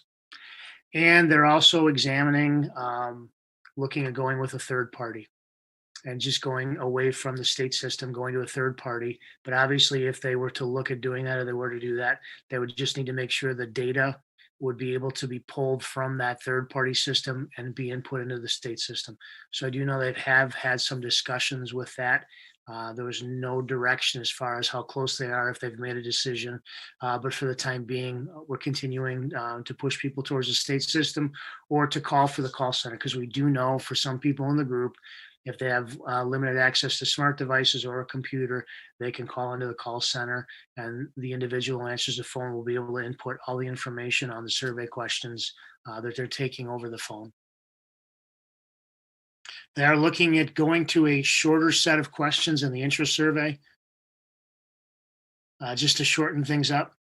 Yeah, here it is. Call centers open 8:30 a.m. to 4:30 p.m., 7 days a week. And they are continuing to train and onboard additional volunteers to help staff the call center. I did find out today that the waiting list for Group 1, Group 2 is in the thousands. So with 200 a week, there's still a conscious effort directing people to look into Walgreens, CVS, through their doctor's office, through UNC, as we continue to try to demonstrate our ability to utilize 200 doses a week to get and to petition to get additional vaccines.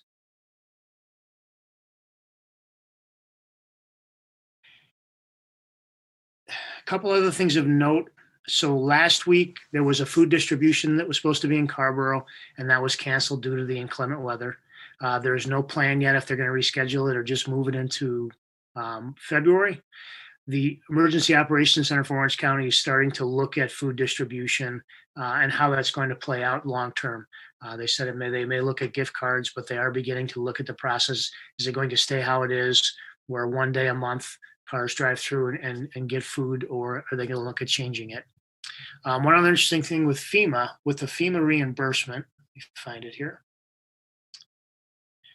So FEMA is going to begin reimbursement for vaccination efforts. And one other this is a significant change. FEMA, it's proposed, I've not seen it official, but it's been proposed, FEMA is changing to 100% reimbursement. On any previous disaster declaration, typically FEMA would pay 75%, the local community would pick up 25%, but I'm told in North Carolina, the majority of the time, the state would pick up that 25%. FEMA is talking, and it sounds like they're going to switch to 100% reimbursement, which will help. It'll also free up money in the state. So that is good news. That and the fact that they are offering reimbursement for the vaccines. I do know from a vaccine standpoint, they are running into some issues with supply and demand for the needles and some of the syringes.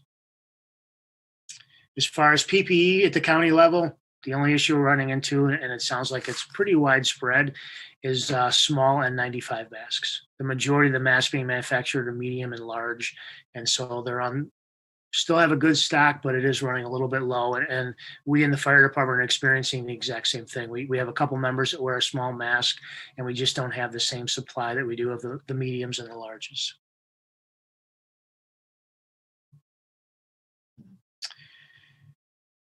That is the crux, because I know there's going to be a lot of questions. So that was the crux of the meeting today.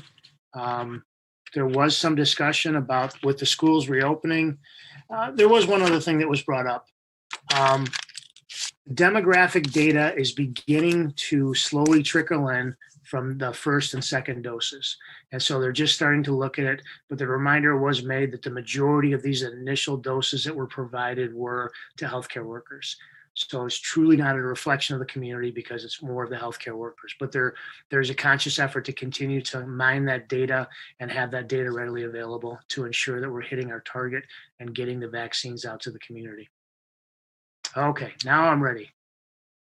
Thank you, Chief. And just real quick, I wanted to say I was a little bit late to the meeting today. I caught a lot of that, and maybe many of you are aware that I know the governor had a press conference today at 2 o'clock where he was pushing for schools who had not opened yet in person to do so. So anyway, that's just a little bit more of an update for folks that didn't get that. I saw some hands up. I think Barbara's and Randy's and maybe Susan. Hey, Chief, it's good to see you, and thank you for the update. For the schools and some of the emails that I saw, I just really feel like if there's a push to reopen schools, that our teachers and our staff have proper tools in their toolbox.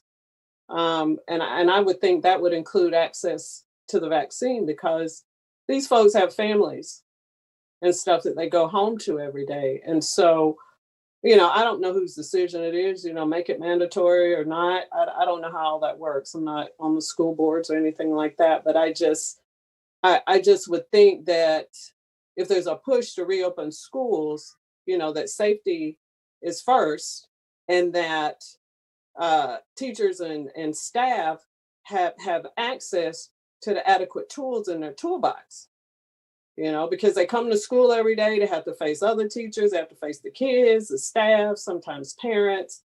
And so I did just want to just speak on that really quickly. It's just a comment. And also about the vaccine distribution, it started out in an inequitable fashion, right? And I heard Chief mention historically marginalized, underserved communities or populations. And I think, Chief, you said somewhere up in the northern part of the county, they're setting something up. I read the other day that, some folks on a board somewhere, some folks with power and privilege, were getting access, to the vaccines prior to other people. So it started out inequitable. And I just hope that can, kind of get back on track. And Chief, my question to you is there going to be anything in the southern part of the county at some point and pretty frequently, or like every now and then, or you don't know the frequency yet, I'm sure? I guess I'll just have to see how it turns out first. I will ask you. Yeah. Okay. That's all for me. Thank you, Chief. Thanks, Barbara. Let's see, Randy and then Susan. Hi, Chief. Good evening. All right. Thank you, Barbara, for raising the point. That's why I sent the email I did this afternoon.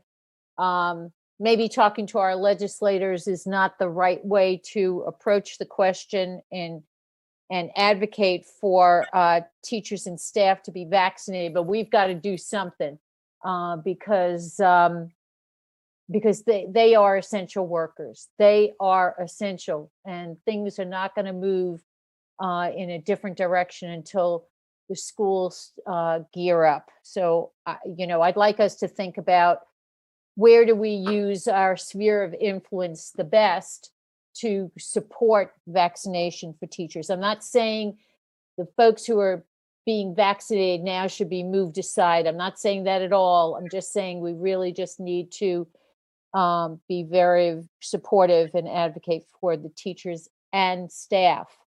That said, so Chief, I had the question that I had asked you, and I want to understand why going forward the county is still using the survey.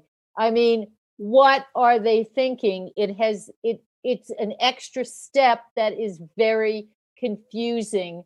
And when I took the survey, I didn't get a response for 8 days. and it said, you know, I got a confirmation in 15 minutes, and it took 8 days for them to tell me that I could register. It's an unnecessary step.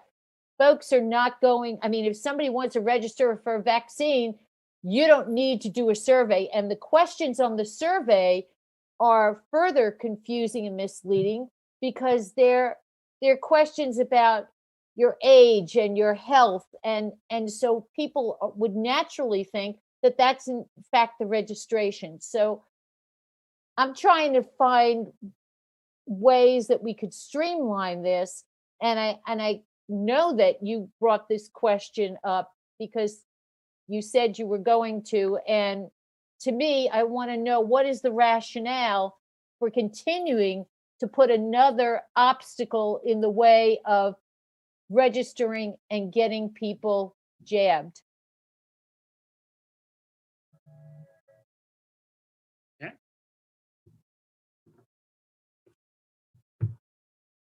Chief, do you have any response, or are you going to just kind of? No, I'll ask Quintana. Like I said, I know this morning when she mentioned changing that surveys, trying to streamline things. I know with the discussion of moving away, going to that private third party, I don't know what aspect of that will completely take away that survey and what that will be. So I don't want to misspeak or provide misinformation. So I will ask Quintana. Yeah, I just want to know what makes the survey an important component instead of going straight to a registration. Yeah. All right. Thank you, Randy. Let's see, we have Susan next. Thank you, Mayor. And it's nice to see you again, Chief Schmidt. We've missed you around here. So welcome back. I have one question. And let me go back to what you said about the waiting list. There are thousands of people on the waiting list. I'm assuming these are people who are 65 and over, and also healthcare providers that are on the waiting list. And then you mentioned that we will be getting 200 doses of the vaccine per week. So just to clear the waiting list, we're already talking about months, right? Correct. Teachers and other essential workers won't have a chance to get vaccinated until we've cleared that waiting list. So is it fair to say that we're going to be pretty far along into the school year before teachers, administrators, staff, we've even started the vaccination process? I believe you are correct. Hmm. I don't know how, they didn't say how many thousand the waiting list was, but yes, doing the math, if we don't get any additional doses aside from the 200, then yes, it is going to take an extended period of time. And then just one follow-up question then. Given the urgency of teachers, administrators, staff getting vaccinated, how do we put pressure on somebody to get more than 200 doses per week? I think it's just the number, Susan. It's just what's coming, what's available. And, you know, I think it's a problem that stems from the top, and hopefully it's, you know, the rollout and the examination of the delivery and the ordering and the manufacturing, I think it's systemic, and we're all hopeful that it'll shake down and hopefully speed up a little bit and not be as dire as what we're looking at right now. Mm-hmm. It's my understanding some of the new dose amount is based on a formula for population. And I also believe that 200 is based on each county, every county, not just Orange, has to demonstrate their ability to exhaust all the first doses each week, because everything is so critical and they don't want to see anything get thrown away or not be able to be used. So I think those are all things that contribute to, if we can continue to demonstrate. And I know there's some been discussion on, you know, can we demonstrate our ability to do a mass vaccination, much like you saw in Charlotte, Mecklenburg, those types of things, to be able to increase those doses. So I do know, you know, they're having regular meetings with Dr. Cohen, and I know these are things that come up in discussion, and also amongst the health directors in the counties. Mm-hmm. Yeah. Thank you, Chief. Appreciate all that you do for us. You're welcome. Thanks, Susan. All right. Anyone else? Any further comments for Chief Schmidt? Chief, thank you. Sammy, yes. Yeah, firstly, just thank you for your presentation, Chief. And just want to also express some outrage in terms of like the way in which the county wasn't getting doses for 3 weeks. I think that has to be expressed, and I'm glad we have heard from some people. My understanding is it was in an attempt to try to demonstrate to the federal government that North Carolina can exhaust its supplies. However, the cost is our county, and we live in this county, and it's our responsibility to speak up for the people of this county. So it's pretty outrageous that they went about it that way. It's not like we weren't getting rid of our doses. The issue is we don't have enough to give away. So I don't understand the logic the state had in going that route. Anyways, I agree. In response to the school board's letter, there's not much we can do. It's from the very top. This is remnants from the previous administration, and hopefully this administration understands that what we're talking about is people over profit, in the sense of this is a pandemic, and the solution, the way we're going about it, is inoculating against it with this vaccine, and still we're keeping the copyrights, and during an emergency this should be made readily available patents, so that ramp it up, so we're treating it like a pandemic that it is. So until that's resolved at the federal level, there's not much I feel we'll be able to do at the local level, except for signal to the school board that we're with them if they feel it's unsafe to open at this time, even though they're irresponsibly getting pressure from the state level to open. There's no vaccination for their staff and faculty. So I would be all for somehow signaling, maybe a letter in response to theirs, letting them know that the situation is really difficult. We don't know who to address given the systemic nature of it, but we are with them if they make the decision to not open yet because it's not safe for faculty and staff. So I'd be for doing something like that in response to that letter. Which I was wondering if the school board has representation on the MAG group. I know it's been talked about in the past. Is that currently happening or not? To my knowledge, I don't see them in this MAC group. This MAC group is kind of, the government kind of people, but I know there is a school MAC group, or some people from the school have been meeting with Quintana for every week during this whole crisis. Is that right, Chief? Yeah, so she mentioned this morning, and actually it's one of the fortunes of being where we are. So there's a group of doctors at UNC and Duke called ABC Collaborative, and Dr. Weber is one of the doctors on that group, and they're providing constant kind of direction and thoughts towards if they do reopen, things on with the mask requirements, and talking about there's some discussion on wearing 2 masks or a multi-filtered mask, and this ABC Collaborative is saying it's all in how you secure the mask to your face. So there's one nice thing about Orange County and Carrboro Chapel Hill schools is they're getting that from some of the top experts in the country, and it's nice to have in our backyard. So they are providing that type of insight towards them, and Quintana is in, like the mayor said, like I believe at least weekly contact with them over this, even before the discussion was to reopen. Okay, great, thanks. I would like for the MAC group to consider the value of having representation from the school boards, and these are elected officials representing a lot of people, and I think that they could have some valuable input and perspective if or we need to respond to this letter as they're asking us to. Yeah. Sammy, I'm not sure. I'm not sure why they're not in this. There's a lot of different groups that meet. I'm not sure why they don't have why someone from their group isn't. We're only 3 of the 20 that are in this group, really. So right. So the other thing, Chief, the testing, we're doing pretty well percentage-wise, countywide, but I think that a lot of that has to do with the amount of testing that UNC is doing. Is that testing included in the count of the percentage positive? Because they're doing a really good job in testing, on campus. And my concern is that may be not representing accurately the community at large in positivity Do you get what I'm saying? Do I don't, I'll find out. I don't know the answer if they are part of it or not, because I know early on when we started collecting the testing data, I know there were some discrepancies between UNC. And so I'll check with If you could clarify that would be helpful. The other thing I wanted to understand is the way in which there's so many different providers of the vaccine in our county. It's very confusing when the county says we're getting 200 a day per the next 2 weeks, is my understanding of what you said. But that doesn't include UNC Health, does it? That's correct. It does not. They're a separate entity.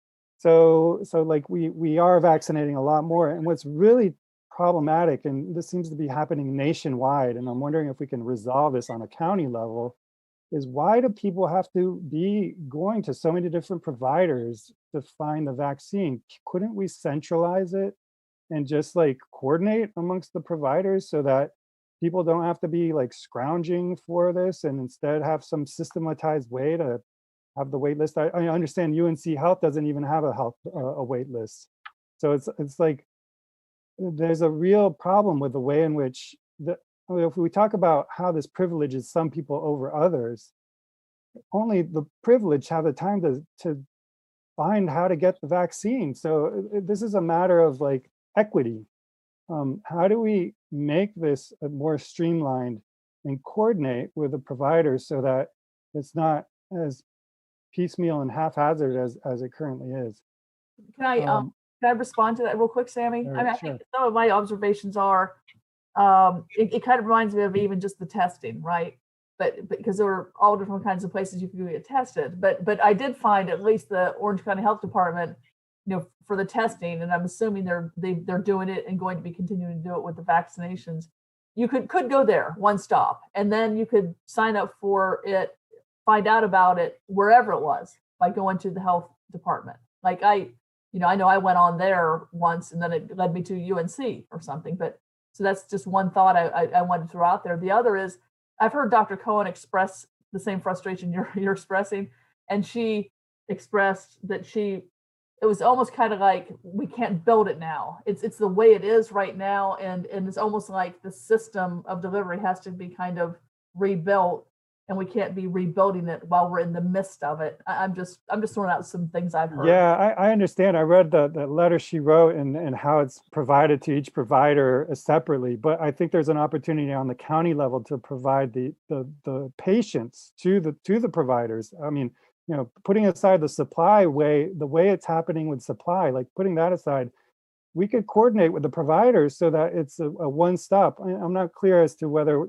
like with the county on the website, I know they have the different sources for getting it, but can you call and they say, oh yeah, you're on the wait list, and maybe at UNC Health or maybe with Orange County? I think that would go a long way in making this more equitable. Or just like the county should just dedicate itself to under-resourced people who are historically marginalized, and let everyone else who are privileged to do the race against each other for these other providers. There has to be a way to really like come to terms with the insane way that this is being distributed on a county level. Right. And I know the people who are dealing with it are having a time of it. I mean, I'm not in the weeds like they are, and I know it's been a challenge, no question about it. And frankly, that might be a reason that they're not doing it all under the county, because the county is very challenged right now. I mean, UNC is operating a little more like clockwork, honestly. So I think that's part of the challenge too. So. Okay, well, thanks for the information. Thank you, Sam. Lydia and Chief. Welcome. All right, very good. Anyone else have any other follow-up on this? Any more questions for Chief Schmidt? Barbara? Thank you, Sammy, for raising that.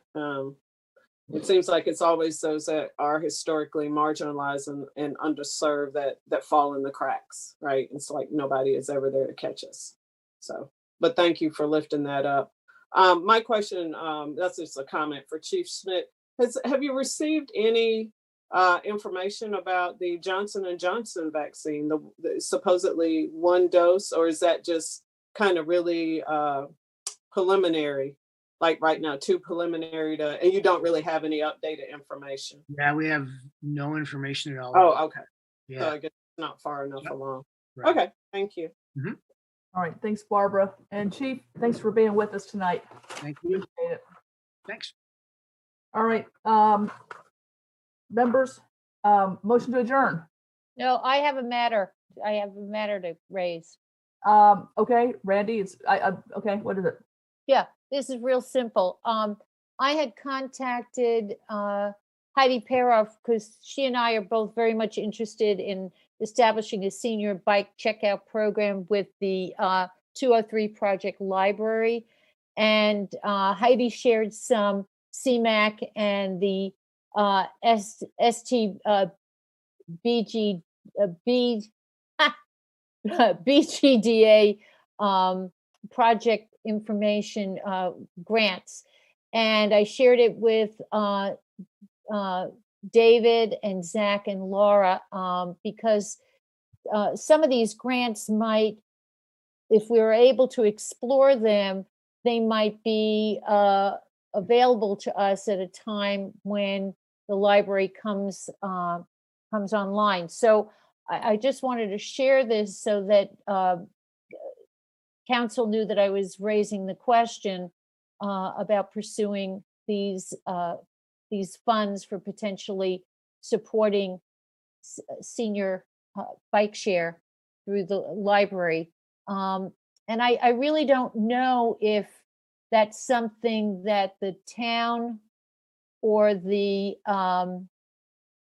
if this is something that town staff can look into and do completely on their own, or is this something that, what's the procedure?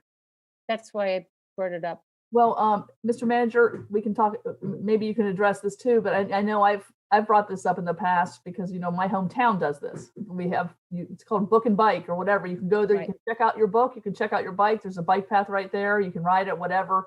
So I guess, would it make sense for, I don't know if you want to have staff involved in it, because it might be county too, Randy. It might be, if it's checking out through the library or whatever. So, Mr. Manager, do you have any suggestions on where to put this idea that Randy is talking about?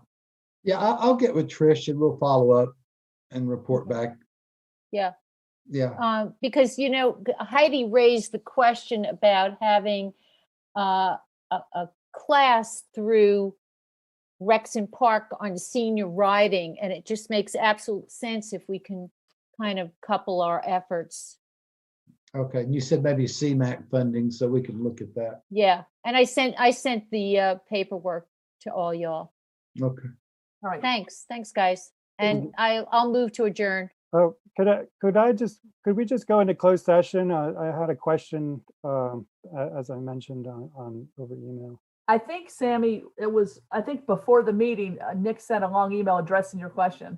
Yeah, I appreciate that email. I just had a follow-up to it. Is that something that, is it something that you could follow up with Nick by email or? Well, I feel like it's something that the council is, I mean, I think it's not for me to give direction. I want, and I feel that there's something about the council's ability to say something about this that isn't just me with Nick. Nick, do you have any response to this? I don't want to talk very much about what you emailed, but. Well, no, I mean, I want to be responsive to anybody, but I've tried to answer a question that I received, and I did that by email earlier this evening. That's all I have to report right now. Okay, all right. So are we able, Nick, right now, are we able to at this time move to go to closed session? Yeah, if that's the council's pleasure, you can always move to closed session. Okay, all right. So council members. So I'd like to move to go into closed session. Okay. Is it attorney-client privilege? Yeah. That's what the motion is, right? That's what it would be. I'll second. So motion by Sammy, second by Damon. All in favor, say aye. Randy? Aye. Me? Aye. Susan? Aye. Barbara? Aye. Jackie? Aye. Damon Aye. and Sammy. Aye. All right, so we're in closed session, so we'll wait just a minute here while Kathy goes ahead and makes sure we're out of here on the video.